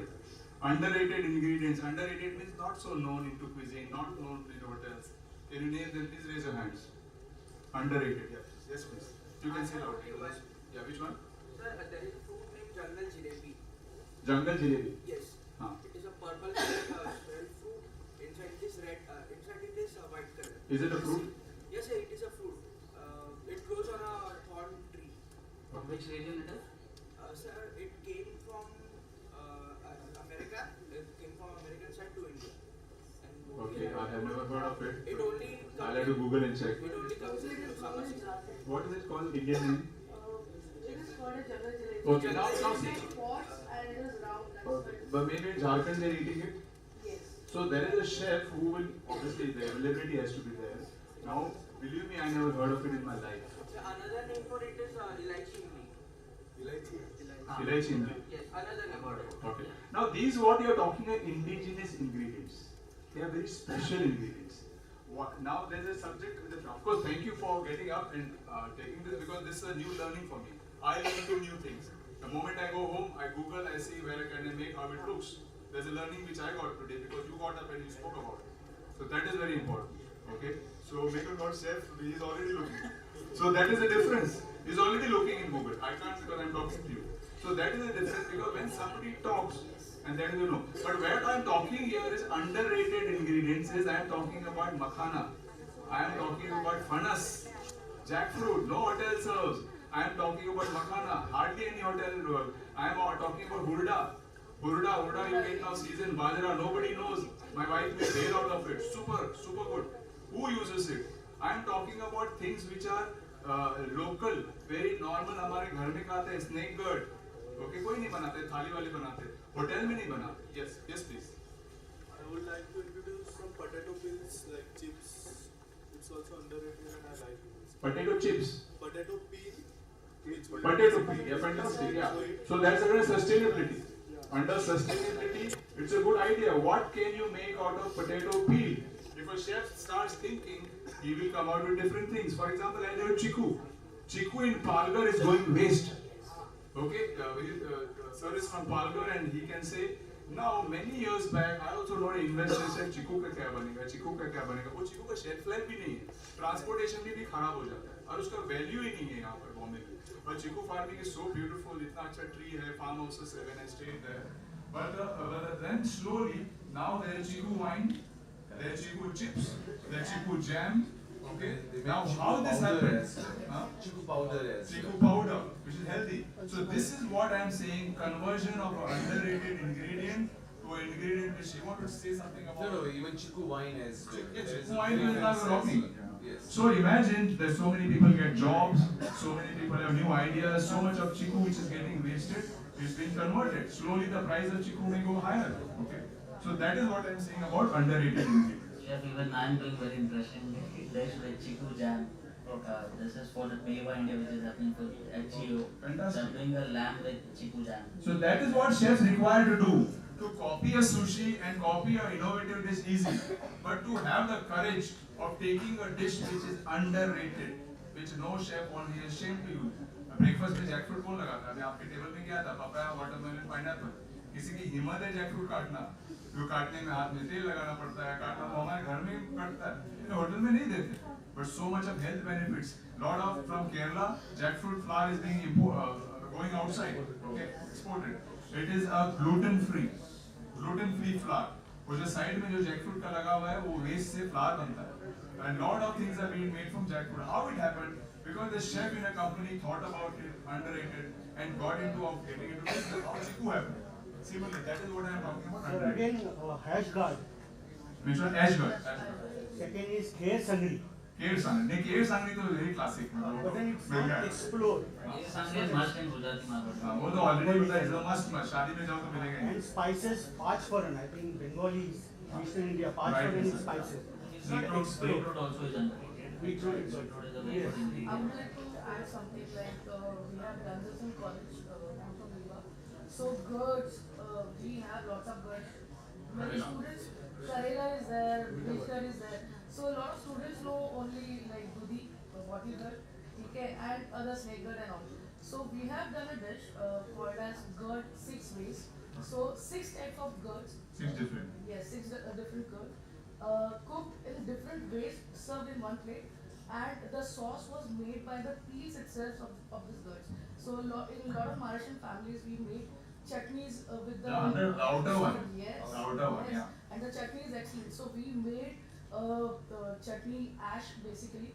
Okay, we made ash of all the things, and we made a chutney out of that, and that dish was excellent. I mean, it was just an experimental dish, but it turned out excellent.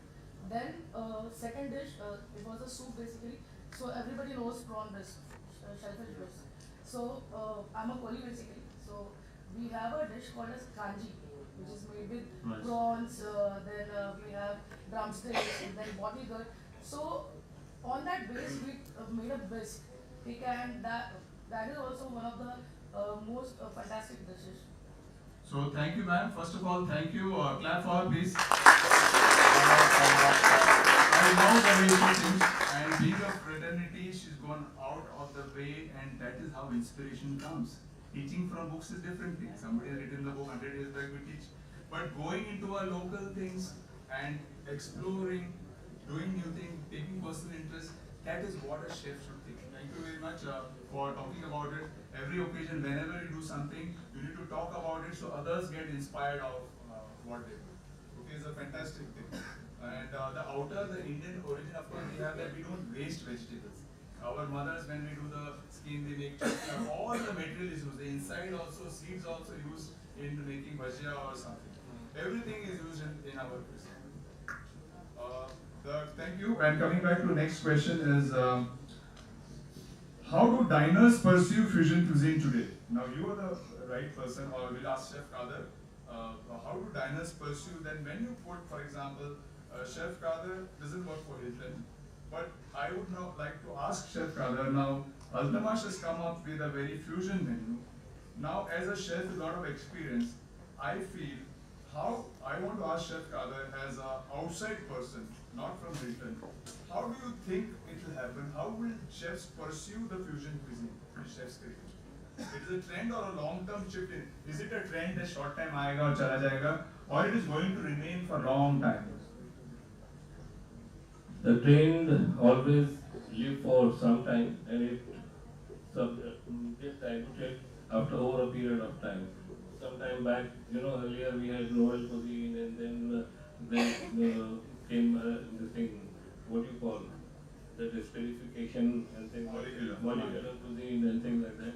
And they have some part now. The people have taken some bit of that and they are using it still. but it will not be the favorite as such. So you need to be market driven. Once you see the trend, what people want, and then work accordingly.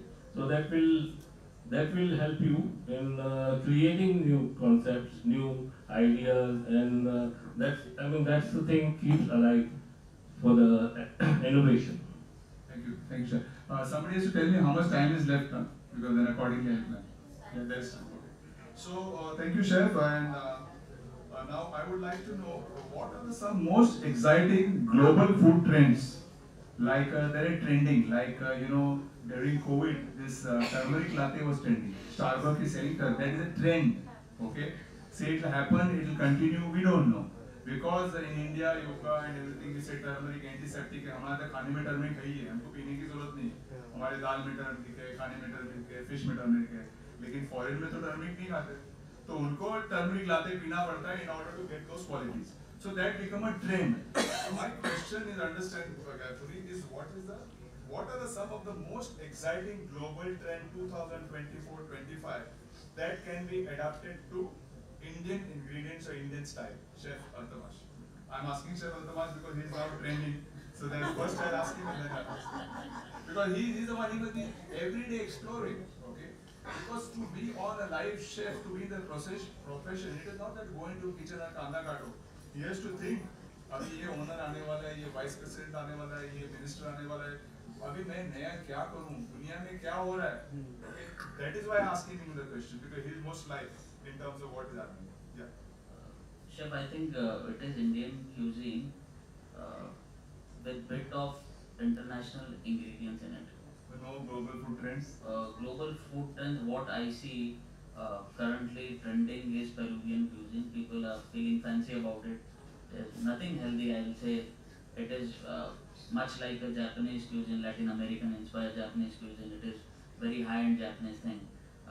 People feel fancy about purple corn, white Peruvian asparagus, and then few chilies what they have. And incorporating all this in your regular dishes is becoming trend now. Smaller portion size will be next thing. I mean, sharing portion will work. People don't want to order one biryani of 350 gram and have it in a 5-star hotel. Instead, they prefer, like in Asian restaurant, Yaocha is successful because everyone was serving 6 pieces of dim sum. That was the standard in India. Yaocha became successful because they started selling 2 pieces of dim sum also. So people got to taste variety. So people nowadays want to taste variety. And as Chef Pavaskar said, we have been working. I have been working in industry since last 15 years. I must have gone to different hotels. I must have gone to 40-50 hotels in last 50 years. But the guests whom we are serving, they stay 300 nights in a year in a hotel. So you cannot fool them. You need to have a complete knowledge. Specifically when you're working for a good 5-star hotel, guest understands everything. You cannot give Thai curry what you like. You उसके अंदर cornflour डाला, दे दिया, उसको colour डाल दिया. Green Thai curry में I put lot of spinach and I give it to guests. People understand and people talk about it. People want to call executive chef on table and they will discuss that dish with executive chef. And it is also about, it is more of show off nowadays, dining in a 5-star hotel, I believe. People want to order dish which look fancy. The dish which has got drama into it, like a small hammer, they are breaking the dessert and the other 10 tables are watching them. That is what it is. It is more about putting your photo and videos on Instagram where you dined last night and showing it to people. It is more of show off. So we have very interesting dish, very classic mac and cheese. We do it with lobster. And what I have done, instead of throwing lobster head, I put it in center of the plate. So it gives that elevation to the plates. And as soon as it goes into the restaurant, we get 2 more orders. So based on thanks Chef, what Chef Altama is saying, I can clearly make out that we are using the gimmick part of the global trend. Indianness we are not leaving. The percentage, like he's saying, what we are doing is the gimmick. We are not using how to make, we are not using a methodology of cooking. We are using the gimmick. For example, boba drinks are very famous. Now boba is available everywhere. If you know what is a boba, it's a small bubble which breaks. There's another thing which is a bubble of water, which is served on a drink. Okay, very trendy. And there are flavors which can be used. That means if this glass is served to me, there's a bubble which comes on top. And the bartender brings it. The moment my nose touches, it bursts, and there's a flavor which is infused. Same thing is happening in food. Okay, food also they are serving maybe a cold plate. They open the thing. So these are global trends. Okay, so we are understanding and we are converting that into Indian cuisine. We are not using their food. We are using their ideas and applying it here. They incorporate it. We are not, because we got so much here in India that we don't require outside ideas. There's so much of entire life is not enough to learn. So many different states, so many different styles of cooking. But yet we look at global thing because when a foreigner comes in, he gets excited. Or Indians also will not travel, or maybe not many people are doing those drinks. It takes some time. It requires a machine. It requires some investment. But these are the global trends. Next question. From a restaurant or a brand perspective, what are the key factors in making fusion cuisine commercially successful, chef? Now, I know that you already said, so I want you to answer the question. To commercially successful होने के लिए आपने बोला कि हमने सब कुछ बढ़िया दे दिया, लेकिन पैसा नहीं बना सकते.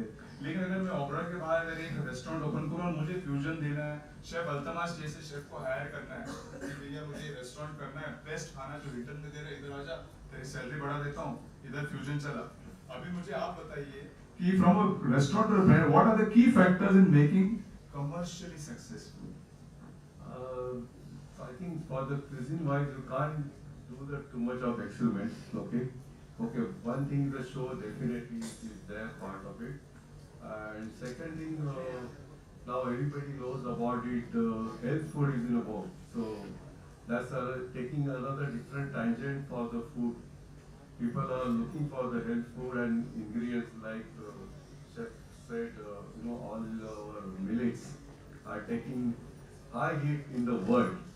It is talk of the world, not even India also. So that's another thing you can say, the mixing of the ingredients and mixing of the cuisines. Health food is taking every nook and corner for any ingredient, like Madam say how she used the rest of the ingredients. Again, in Maharashtra, kokum it is called. It is made nice sauce out of it, nice chutneys out of it, which will never fail any part of the world. So that is how the things are, and then everything has a certain time limit. Like every cuisine has a style, and it goes after a certain year and come back again the same thing. So it has a it is a time limit. Whenever you start anything. Okay. So like chef says that 100% is not sure that commercially success होगा कि नहीं, तो ज़्यादा experiment नहीं करना चाहिए. थोड़ा बहुत ठीक है. तो commercial failure है, Oberoi can manage. But if you open a restaurant and try all these things, Hilton can manage. But as a chef by itself, अगर आप business open करना है, तो chicken tikka pizza बेचना ही पड़ेगा. क्योंकि वो तो guarantee है कि बिकेगा. लेकिन वो lamb shack बिकेगा कि मालूम नहीं है. So that based on your money power, based on where you want to sell. In Kandivli, I will not be able to sell. But if I go to Lower Parel, where the rich people are staying, I can sell. Okay. So based on the locality also, where people are high spending people. Okay. So there are areas in Bandra, whatever you do, it sells. Okay. So that's why you see restaurants, but yet the restaurants open, the restaurants close. Because everybody is trying. Shelf life is 3 years. Bandra restaurant is 3 years. The amount of investment, architecture, global fusion, everything they do. 3 साल में खत्म. I'll give one example, international cuisine. There is a steak tartar, which is a dish which is like our time was high talk and style and everything. Now it is gone. Nobody is having the steak tartar like that. And the steak tartar is like a French cuisine, and Stupin, former Lebanon, Jordan, Turkey, these countries, they have the raw lamb meat. See, the copy of the Western cuisine, the Mediterranean people have done this, but with the lamb. Lamb means raw, they serve with the olive oil paprika, which is out. Nobody knows, not future children also may not be knowing. So the things will never, some certain things will never come back and people will forget about it. See, so what you said is right. See, things like we will never be able to eat raw meat. First, like we in India, the sushi cannot be made because our ocean is a warm ocean. The fish has to come from a cold ocean. The cold chain has to be maintained. So automatically, we cannot eat. We cannot digest. So the one thing scientifically you have to understand is we can eat what our forefathers, what our father ate. Tomorrow you can't start eating steak because in UK they eat steak and go to the gym and are healthy. We will have to eat because my father ate, it is in our genes, it is in our DNA. So that is why as a chef, when you decide, again in Indian DNA also, North India they will eat a chana. Okay? In South India we will eat urad dal. Okay? Of course, North they will eat a dal makhani. So it is a genes. In South India we eat rice, we don't fall sick, we don't become fat. Now when people are trending saying that rice khane se mota hota hai. Years together people eat rice, there was no problem. Okay? So in North India they eat wheat, more of wheat. Okay? So it is our genes also. It is not that this food will fit this person. It's all our genes. Even if you travel however long, unless you have stayed 20 years, it will take generations for the genes to change. For your DNA, it comes for your forefathers, what your father has eaten, his grandfather has eaten, and we will slowly, it will keep changing. Okay, so it will take 200 years that you start eating whatever steak. But they will not be there. In UK, they will not be able to eat the dal, rice, and sabji and live. Unless he eats a big protein and a little bit of potato, he is not happy. At the same time, we will require our sabji. So, food is not only that what a chef wants to make. It is to understand what is the market, what is the type of pocket he has got to spend, and then he'll go with fusion. Unnecessarily because he wants to create a fusion, he'll make his name, he'll make a fusion and confusion about everything. Commercially is not viable. Okay? So, I will not have too many questions. Before that, there was a competition which happened called Incredible Chefs Challenge. A lot of colleges took part. I would like to announce here that you students also, I don't know whether your college has taken part, umpteen amount of fusion dishes done. I've taken pictures of everything because the students stick to their faculty, rack their brains up and come out with different ideas. And the chef, we also learn a lot of things. We have a jury member who go there. Chef Kader was one of the jury member. And one lady, like you said, from the fishermen, unbelievable, she has done a seafood thing in a global way of presentation. So we also as a chef copy these ideas. In hospitality, there is nothing called copying. We get inspired by ideas and as a chef, we apply. So that's why we take pictures and at the back of the mind, we remember. Like the gentleman or the student gave us 2 names. Now this burger is going to use it, maybe in 2 months he's going to explore it, he's going to put it on it. Okay? So that is what is all about innovation and fusion. Okay? And that is what chefs think. Top food, for breakfast food, lunch food, sleeping food, eating food, everything food. And that is the why. How many people have watched, how many people watch Netflix? Have you seen the Bear serial? Bear. The Bear. The Bear on Netflix. Hotstar, anybody see? Please see. I am not advertising for that serial because that will give you what chef is all about. That will give you about the of course, a lot of emotion and all, romance and all, you can fast forward it. So you have to take good aspects of things. You should see how the gentleman has used his example of how the Steve who went, he was a hooligan, but he goes to a fine dining restaurant, he gets trained, and when he comes out in 6 months, he becomes 100%. Okay? And there's a chef who comes from a very top fine dining restaurant, he opens his own and he struggles. Because he tries to make Oberoi and Hilton food in a normal restaurant. Okay, and he's struggling. His restaurant is about to close. He gets loan and all. So these are the movies you should watch for. There is a lot of learning which happens. They show like nice plates, nice plated dishes. I get inspired by it. Okay, I watch this series. I don't want MasterChef. I watch this. Okay, I'm not saying you don't watch MasterChef, but that is where you sort of learn. And there are a lot of there's a Korean serial which is happening on Netflix. Fantastic. Okay, all top professional chefs are coming out with Korean dishes. You have to put a subtitle in English. So it is when you are in this field, it is not about what you learn in college. Like I said, you learn from people, you learn from television, you learn from books, you learn from where you go out, you learn from the market, and there you will get to know. And when you understand more about this whole food business, you have really been. That is what you get into being a chef. You can't put a dish on Instagram and say I'm a chef. Right? So to end the conclusion, you want to say something? Even this food business, Chef. this food just sharing the information for you all. This food business is really a serious business. Trust me.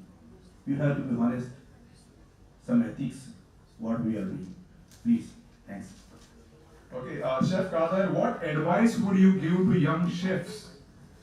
Now our subject is only blending flavors, so we don't have to give any other advice. So our discussion is blending flavors and ingredients. So what advice would you like to give them? They are going to step in the industry. Somebody is in third year, somebody is in second year, 1 year.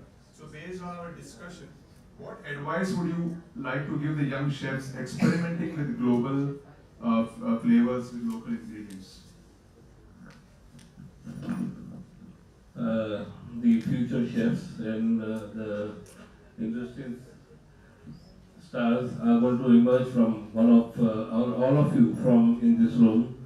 This just keep in mind whatever you are doing, it has to be, you have to make a business sense to be in the market. And see, the food habits of all of us is geographically depending from which region or which part of world you come from. So the food, you need to understand the market, and like Chef Pai has said, underrated products which are there freely available at a very economical rate. You need to make sure that you are incorporating those things and benefiting from them. Thank you. Chef rightly said, fantastic. So don't think about fancy things. Now after this speech, don't only listen to Altamash and think about lamb shanks. Think about that humble chana, black chana. Think about that. Go and try, tell your mother, check a YouTube video, make something at home, talk to your faculty, make something in the college, okay? That is what, try a new ingredient, new thing. It is not necessarily go for the most expensive ingredient and the most expensive presentation. That is what Chef Kadar would like to say. Go baby steps, okay? Try a new ingredient, jackfruit. Now like the gentleman there, somebody said potato skin.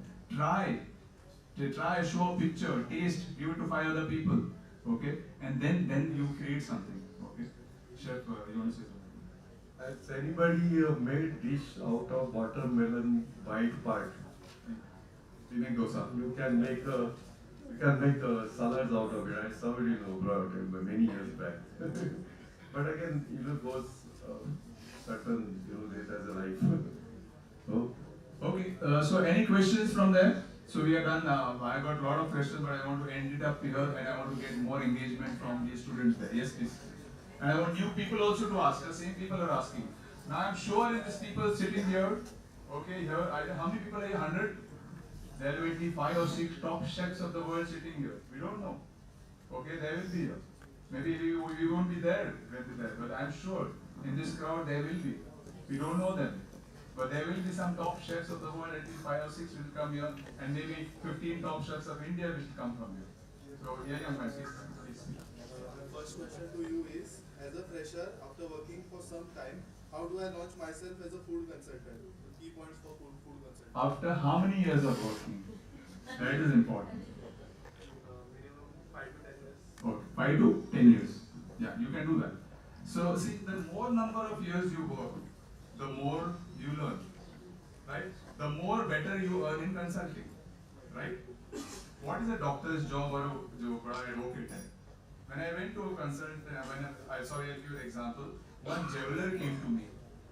He asked me that मुझे South Indian restaurant खोलना है QSR Bombay में. He's a big jeweler, so much of money. I said, why the hell you want? एक मोती का हार हैदराबाद में बिका तो इधर 10 आउटलेट में इडली बेचेगा तो पैसा नहीं बनाएगा.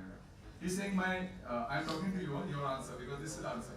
He's saying that my son wants to diversify and get into this business of opening a central kitchen and cloud kitchen and this. I told him, please don't waste your time. You are doing so well. Every day he comes with a different car to pick me up and take me to some other place and show me. And my time is getting wasted because I charge by day. Okay, as a consultant. Okay, I work 40 years, so I charge by the day like a lawyer. So if I go, you have to pay it's not my time you are paying. So one thing he told me very beautifully. Okay, I said, sir, आपने मेरा 3 दिन तो गला दिया. पैसे का क्या होगा? Advance, because if I'm not working for you, I'm working for somebody else. Okay, it's my productive time, my knowledge. He told me, If we hire a lawyer, we sometimes hire him only for one thing, yes or no. You are the same. But only because in Punjabi they have this something which is going on in the year where they don't start a new business that in the year no क्या बोलते हो महीना श्राद्ध तो वो महीना चल रहा था बोलता है ये डेट खत्म होगा मैं आपको एडवांस दे दूंगा. He paid me my advance and he didn't open the restaurant because he took my advice. You understood? So in order to reach there, you have to work like me. So I didn't go into the kitchen. I only did a study of due diligence of what will happen, how much money you'll make, what's the investment, what is the problem. Whereas in 5 years of thing, if you step out as a consultant chef, somebody will ask you to get into a Chinese kitchen. Ragda or kitchen banao, chalu karke do sab kuch. So suppose you go for 10 years, you'll go for a more superior job. You go for 15 years, you go for a more superior job. You only give advice. Otherwise you do hard work. It is not that I'm saying hard work is not important. But your role, like you get educated, if you are a BSc, then you become a PhD, then you learn more. That education has value, right? Similarly, this experience has value. Okay? You can become a consultant of 5 years. But again, you cannot come back. 5 साल के बाद अभी तुमको समझ लो आपने Indian restaurant में काम किया. अभी जापानीज थोड़ा सीखना है, अभी कैसे आओगे आप? आपको कोई जॉब नहीं देगा. क्योंकि 5 साल से इंडियन सीखा और इंडियन रेस्टोरेंट में जाके 5 रेस्टोरेंट में कंसल्टिंग किया. फिर जापानीज सीखने को कैसे जाओगे वापस? Right? Does it answer your question? Yeah. So how many years you work now? Good. My second question is to Chef Patel. Patel chef. What strategy do you use to train and develop the kitchen staff, ensuring the consistency and quality of each dish as a new restaurant you open? So as I said, we do a lot of trials before opening the restaurant. It goes up to couple of months in repeating same dish and tasting it every day. So when I became executive chef for the first time when I was opening the Park Juhu, I gained 10 kg of weight only because of food tasting. So my corporate chef was Chef Sharad Diwan. He had this ITC background and he made me test even a jasmine rice, steamed rice, which used to go. And he used to watch me from the pass counter. And if he sees me, I'm not tasting that dish, then I had it. So it was like that. So training is very important. And plus we have regular briefings which we do every day. And getting involved into kitchen is very important, I feel. It is not like so. I'll say out of 12 hours or 13 hours, whatever, I'm in kitchen every day. And this is not because I'm sitting here and talking to you. If you have any friends or any colleague who are doing their internship or doing their OGT program or they are working as a staff in Hilton, you can please check. I work on range for 4 to 5 hours every day, whatever it is. And I get to know everything from the kitchen. Who is doing what, which section is having what problem, and I try and work in all sections of my kitchen. Mostly I spend my time in bakery because I have not done bakery in last 15 years. So this hotel I am putting my time in bakery, but I am into kitchen 4 to 5 hours. Whatever work I have, whatever presentation I have to do, leave everything aside and I go in kitchen. So that is how you get involved, you train your staff, you get to know what they are thinking about you, what's going on in kitchen, and you build that connect with everyone. Even if he is a commentary, you work with him, that connect as well.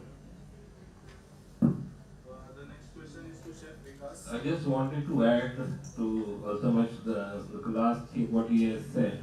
You work with people and let them learn from you. So the interest level will remain and come. So the connect will be learning and people will learn faster.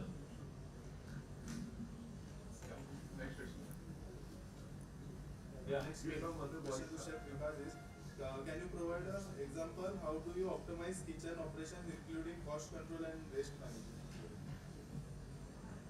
The simple method is to check your bin, dustbins. What goes in the bin is money what you put in. So please, you need to be very, very careful and plan your usage of your ingredients in your kitchen for cost effectiveness and also for your quality. The better quality ingredients you have in your kitchen, the less wastages will be there. So you work upon that for 2 things and I think you will have a better cost factor. in your kitchen. Just to add a few things, I don't know whether you are aware or not, but you have this app software, you can say, it's called Winnow. Chef, you must be knowing this, which measures the wastage from the kitchen. So you have this garbage bin which are installed in kitchen, your regular bins, but it measures what all ingredient goes into it, and that report goes to your general manager and your owners every day. What section has thrown what into dustbin, and many of hotel have started using it. And this one more thing which I just wanted to share is, it is not about what I am talking today is about being fancy, using expensive ingredient, or Chef Pai talking about millet, Chef Kadir talking about some waste, considering waste as a very important thing in your kitchen. We as a chef, our role is changed, and we are answerable not only for our food cost, we are answerable for the menu engineering, we are answerable for the sale. So believe me, I've worked with different owners and have got to learn so many things. Owners will sit with the entire data with you, and they will count what all sale of one single dish you have done. Example, if I talk about any fancy stuff in my menu, so everything what I do is measurable. All 50 dishes, they will see कि एक तारीख को कितना बिका है, 2 तारीख को कितना बिका है. It is not about Chef Altamas को क्या पसंद है and why he is putting that in menu, या owners को क्या पसंद है. It is about they measure each and everything, which is called menu engineering. They see भाई इसमें खर्चा कितना जा रहा है और तू कमा कर कितना दे रहा है हमको. So that is the main goal of whatever we do. We do fusion, we do confusion, we sell it for free, we do 1+1 offer, we do 50% discount, we spend lot of on aggregators, Zomato, Swiggy, whatever. Last minute they sit with everything in your meeting room and you will be questioned for it. It is not about putting golden varag on your food or using hazelnut. Correct, Chef Auster, you'll agree to it. You answer There's a top line and there's a bottom line. Alas. Okay, that's it. We only, the Excel sheet which is open, number of dishes, say top line and bottom line. All that creativity is closed. Then the chef sitting there inside is an accountant. Okay, is a controller. Because that factor you should have. That is why it is important to know this softwares, know this accounting business. Because that seat, if you not handle, then next day you won't have a job. Next day immediately. Next day is gone. Today food cost is not achieved. Two things: food cost, guest satisfaction index or matrix, whatever you call it. These two things are the factor. In fact, guest satisfaction is first, revenue is second. Okay. So revenue में सब कुछ है. Revenue में तो आपके top line, if the wastage is high, profit margin automatically goes. So in the meeting with the chef, the owner only discuss these two things. उसको कितना अच्छा खाना खिलाया उससे लेना देना नहीं है, ये शेफ ने कितना फोटोग्राफ निकाला. So top line, bottom line, guest satisfaction index. That's it. When you go for master studies, there is one subject called yield management. That is what you people are talking about. Yield management is already done. For example, established hotel like Oberoi's, they will have yield of everything. They will have lamb, how many batch cutting, how many lamb, what is the boneless price. He will know on his hands because that yield, and constantly every year they change. Because if they change the quality of lamb or they change the quality, and they yield, so that the chef works with the food cost controller very closely to understand the yield. Anything else? No, somebody else. Pass that paper. Pass that paper. That paper only somebody else reads. Somebody else reads. Yeah. Let's your question, but I think my right side looks very quiet. I think we need to have some noise from here. Come on. Speaking is the first attitude, I said. Baat karo, daro mat. Conversation. Nobody will answer all your questions. Please connect. I'll answer all your questions. Please connect. Don't feel shy. If you don't ask the question, you will not. Because we'll take one question of yours, no more.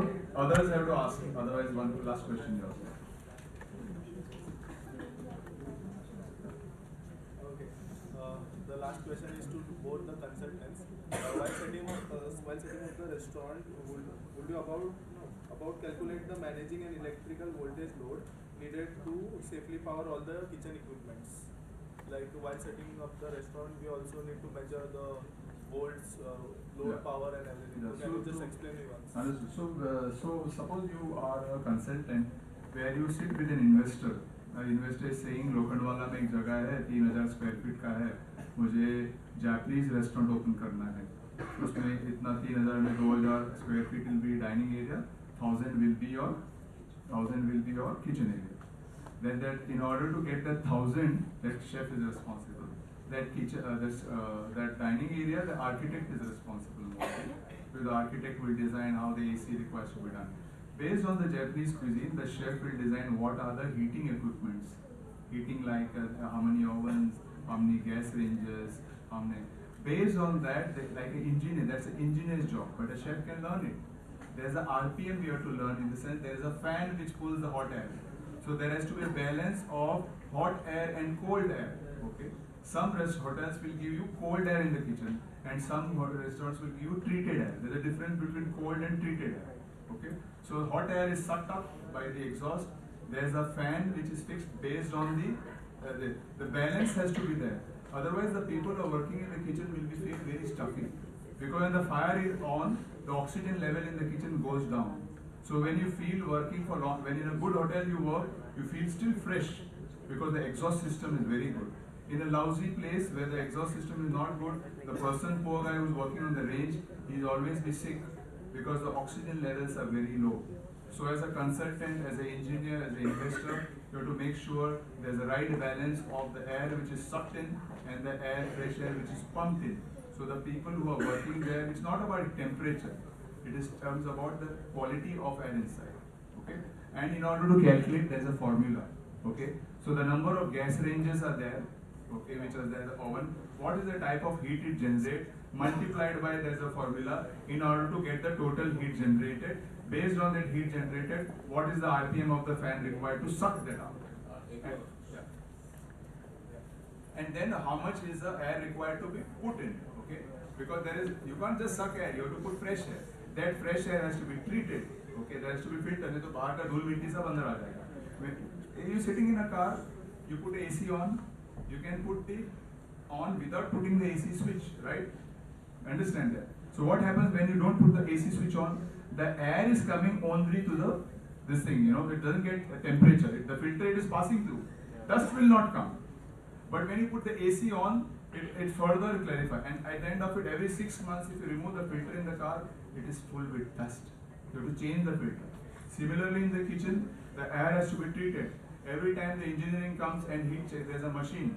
Okay, like that he comes in the kitchen, in the dining area, and he has to make note of the quality of air, and he has to maintain that. Okay, in engineering, in all 5-star hotels it happens. Small restaurants it will not happen, but the first thing has to happen if the kitchen chef or the cook has to be feeling fresh and work hard, he has to have good flow of air. Oxygen has to be there. Otherwise, what depletion of oxygen, because the fuel is burning. Right? It answers your question. You can go deeper. You can go deeper into it. Ask questions, and you will get the formula also when you become a consultant.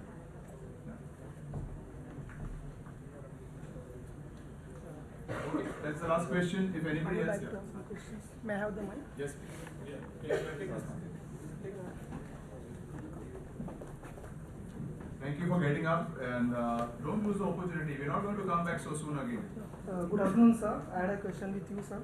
So my question was, as you said, we have to be emotionally available for our staff and everyone. Right. So if my father is a businessman, he told me कि if तू emotionally attached होगा लोगों से, तो business नहीं चला पाएगा.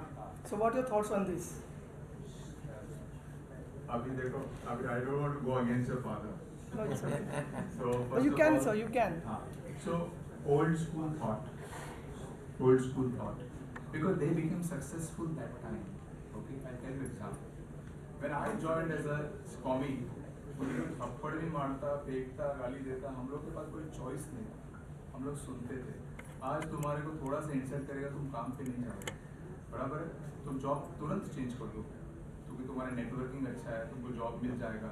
तुम्हारा फादर का भी स्टेबिलिटी है जॉब का, तुम 5 दिन जॉब पे नहीं जाओगे तो तुम्हारा फाइनेंशियल प्रॉब्लम, खाने का प्रॉब्लम नहीं होगा. राइट? आज का युवक वेरी वेल ऑफ है, इनके पेरेंट्स और वेल ऑफ है.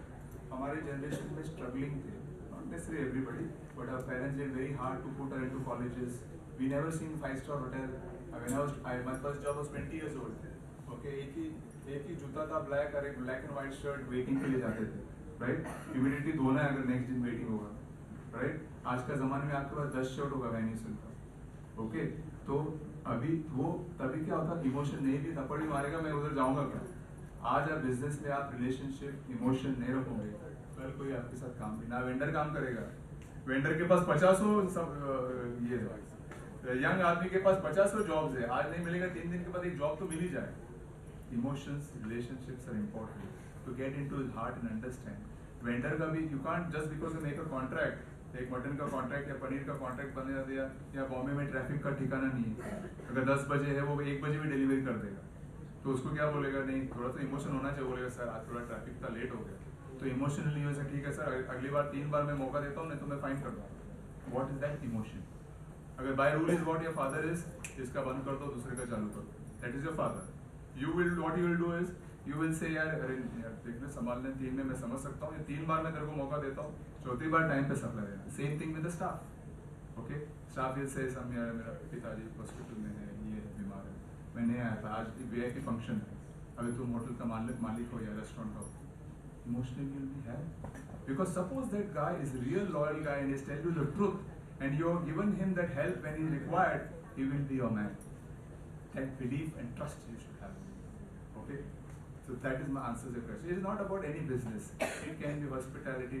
It's a trust. I believe trust, and your credibility will grow up as a human being, as a businessman. Thank you. My other question to Chef Patel. So as you started your new restaurant, as you said earlier, so basically after 15 years or something you thought कि open करते हैं, तो at starting you also get a thought of कि like ठीक है अभी start कर सकते हैं. At that time why you didn't started?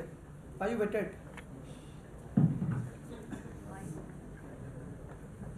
So just want to clear, I have not opened my restaurant. It is restaurant inside everything. So I worked with Raj, then I opened. I was part of a pre-opening hotel in Park Juhu, where I opened multiple restaurants. Then I moved to Bangalore, where I opened multiple restaurants in hotel. And now at Hilton, it is after 25 years of hotel, not me. We are redoing the restaurants. He works for Hilton. He gets salary for it. I'm only an employee. So what do you think? What is the minimum experience we have to open a new restaurant or something? You will also you will only have to answer. Right question. Actually, if you know Aditya Birla? Yes. Aditya Birla is buying top brands of restaurants. Okay? So they already bought Hakkasan, Yavacha and this. He is bringing 5 brands from abroad. Explore. Go Economic Times, read paper. See, one of the son, he's 27 years old. He's doing MBA abroad. He can bring. He's Aditya Birla's son. Right? My son cannot bring. Right? He bought brands, crore में खरीद लिया. Hakkasan, you know Hakkasan, you are the top brand. किशोर बजाज का brand था, UK वाला. Top restaurant, Japanese food in BKC. Rent will be about 15 lakh rupees. Rent. He bought all the brands. One shot because it's Aditya Birla's son. So it is nothing to do with age. Now he is doing some further studies, maybe Cornell or somewhere. He is 28 years old. Okay, can we afford to do it? No. Depends on your father. Of course he has to study and do it. Now इतना सब पैसे का जोड़ के इतना brand लाया अभी. Kerala is opening some new pizza brand is coming. Very soon you'll get to know. If you want to stay updated, go Economic Times, Hospitality and read. Because you as a businessman have to read. For you, white sauce is important. How to make bechamel sauce. But you also need to know how the trend is going on, how the business people is. So you read, explore. And that is the best example I could give. Because I was like, कौन इतना restaurant open कर करोड़ों में खरीद रहा. Okay, see what is the difference change. The 3 brands now, Hichki is the brand in Lower Parel, the top brands. And you know the Thali brand, which is the Thali brand? R से नाम है ना? Rajdhani, 30 years old. That brand sold, owned by Goenka, sold to a new company, 80 CR they bought.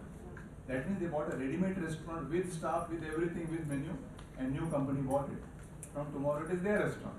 So basically you mean कि पैसा है तो हो सकते हैं. पैसा सिर्फ नहीं, पैसा डूब जाएगा ना ये और ये देखा ना आपने प्रेजेंटेशन सिर्फ पैसे से नहीं पैसे से रिस्क ले सकते हो चलेगा कि नहीं मालूम चलने के लिए ये सब चाहिए one more question as sir said कि झटका थिंग कि कॉन्फ्रा डाल दिया थाई करी को बना दिया so it is a right thing to do और we can do sometimes what you think Patel sir झटका आप डाल ही नहीं सकते होता है sir I have seen many times must have seen so देखिए there is very common dish what everyone is talking about is burrata butter chicken right सबने सुना है बट पहले बटर चिकन तो बनाना सीखना चाहिए तो उसके बाद बुराटा ऊपर से जाएगा बुराटा इज द चीज व्हिच एक्सप्लोड्स राइट या सो बटर चिकन पे डाल दिया एक्सप्लोड किया तो उसके फैल जाएगा या बट पहले बटर चिकन नीचे तो बटर चिकन तो बनेगा ना उसके बाद ही ऊपर से बुराटा डालो झटका नहीं बोला बुराटा झटका यू कैन नॉट डू झटका करना पड़ता है कभी-कभी बैंक्वेट में सडन आ गया 100 गेस्ट बढ़ गए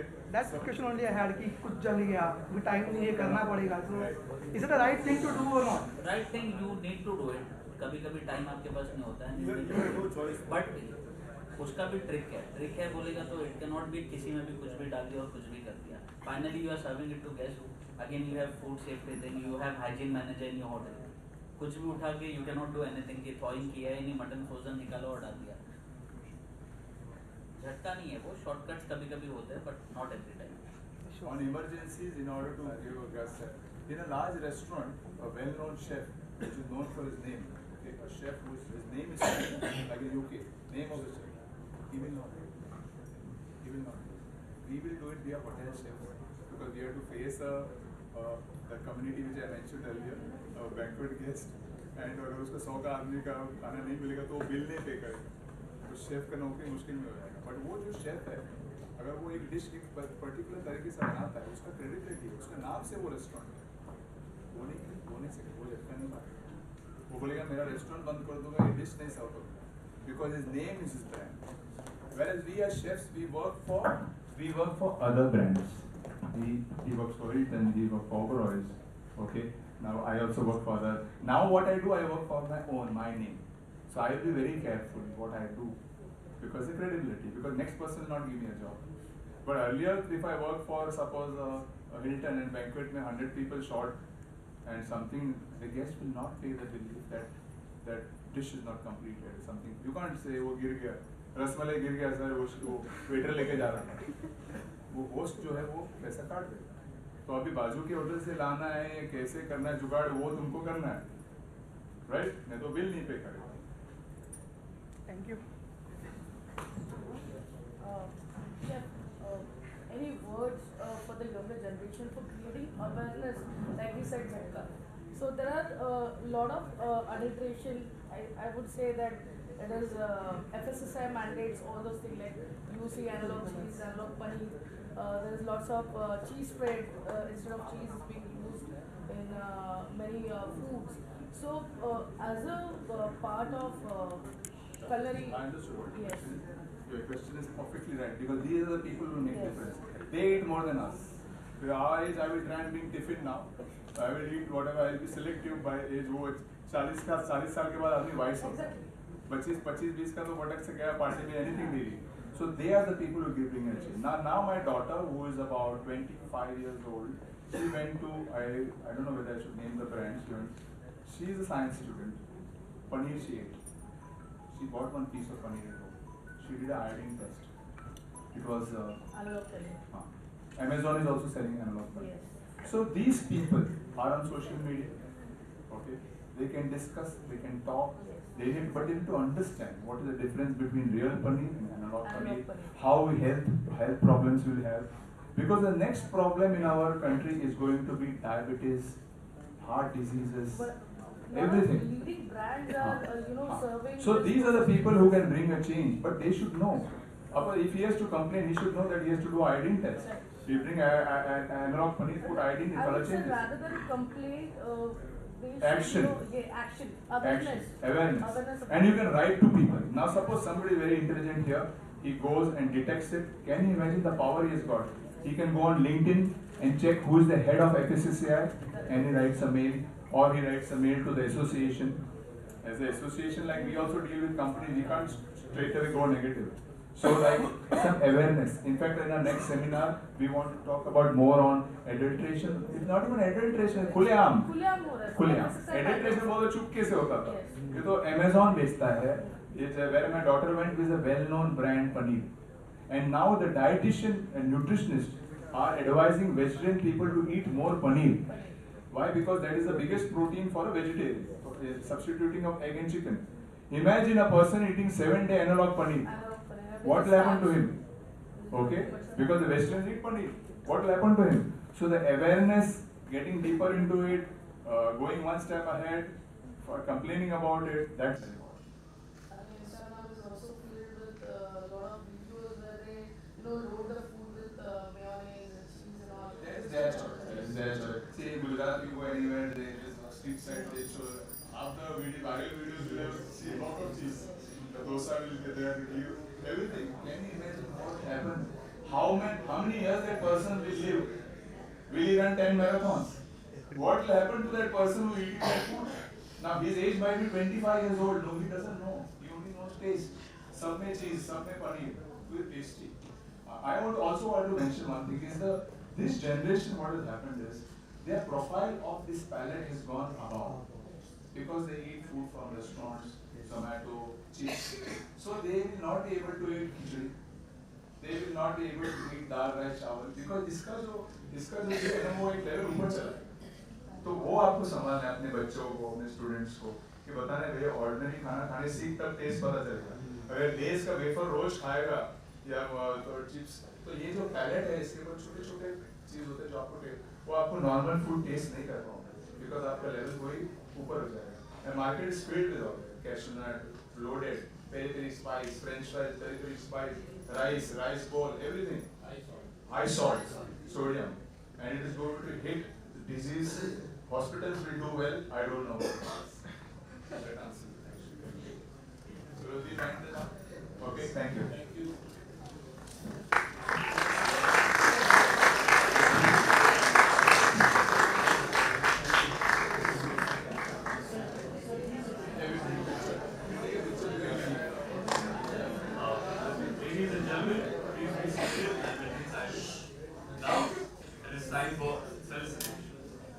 I would like to call upon our principal, sir, Mr. Kishore, sir.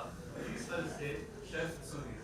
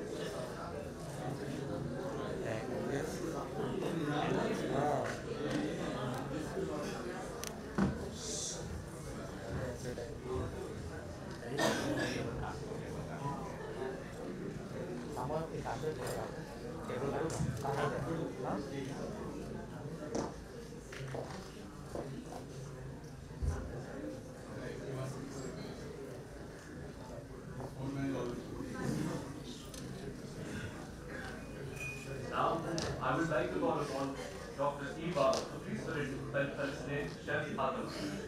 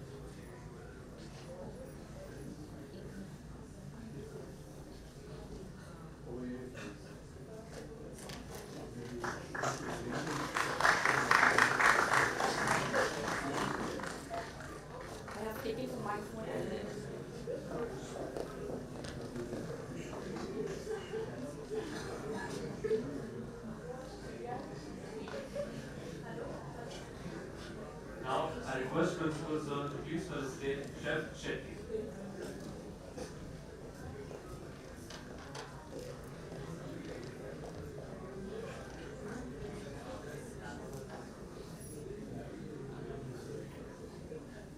It's actually connected to my watch.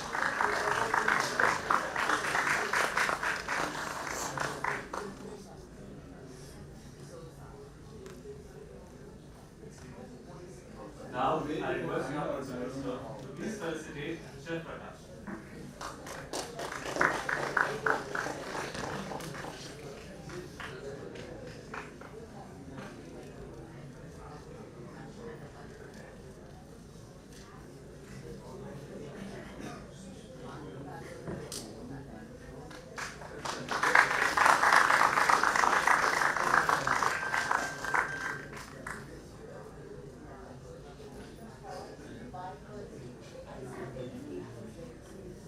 Now, I request our Principal Sir to please extend the vote of thanks. This watch my track.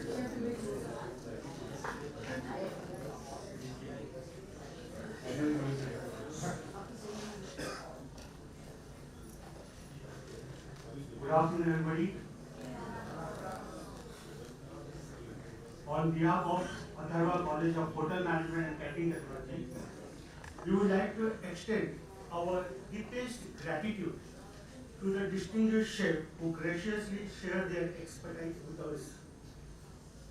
Chef Abdul Qadir Sheikh, the chef consultant, Chef Sudhir Pai, chef consultant, Chef Altamush Patel, executive chef Hilton, Chef Suresh Shetty, executive chef Mumbai Cricket Association, Sachin Tendulkar Gymkhana, Chef Vikas Rani in advance, Chef the Cuisine Hotel Saharashtra, and Chef Prakash. We sincerely appreciate your generous contributions of time and knowledge. Your remarkable achievement in the culinary field are a true source of inspiration, and we are privileged to have had the opportunity to learn from you. Our heartfelt thanks also go to the esteemed Executive President of Atharva Group, Mr. Sunil Rane sir, and also Mrs. Varsha Rane ma'am, for their unwavering support and strategic guidance. A special acknowledgement is extended to our Director, Mr. Nimade sir, and Associate Director, Ms. Pallavi Rane ma'am, for their visionary leadership which has been instrumental in bringing this event to a fruition. We are equally grateful to our heads of the department and dedicating teacher and non-teaching staff for their tireless effort and commitment. Additionally, we would like to express my appreciation to our students for their enthusiastic participations, which played a significant role in the success of this event. Thank you all for being part of this insight and enriching session. We look forward to continue this journey of learning, growth, and excellence in the future. Once again, our deepest thanks. Thank you very much, sir.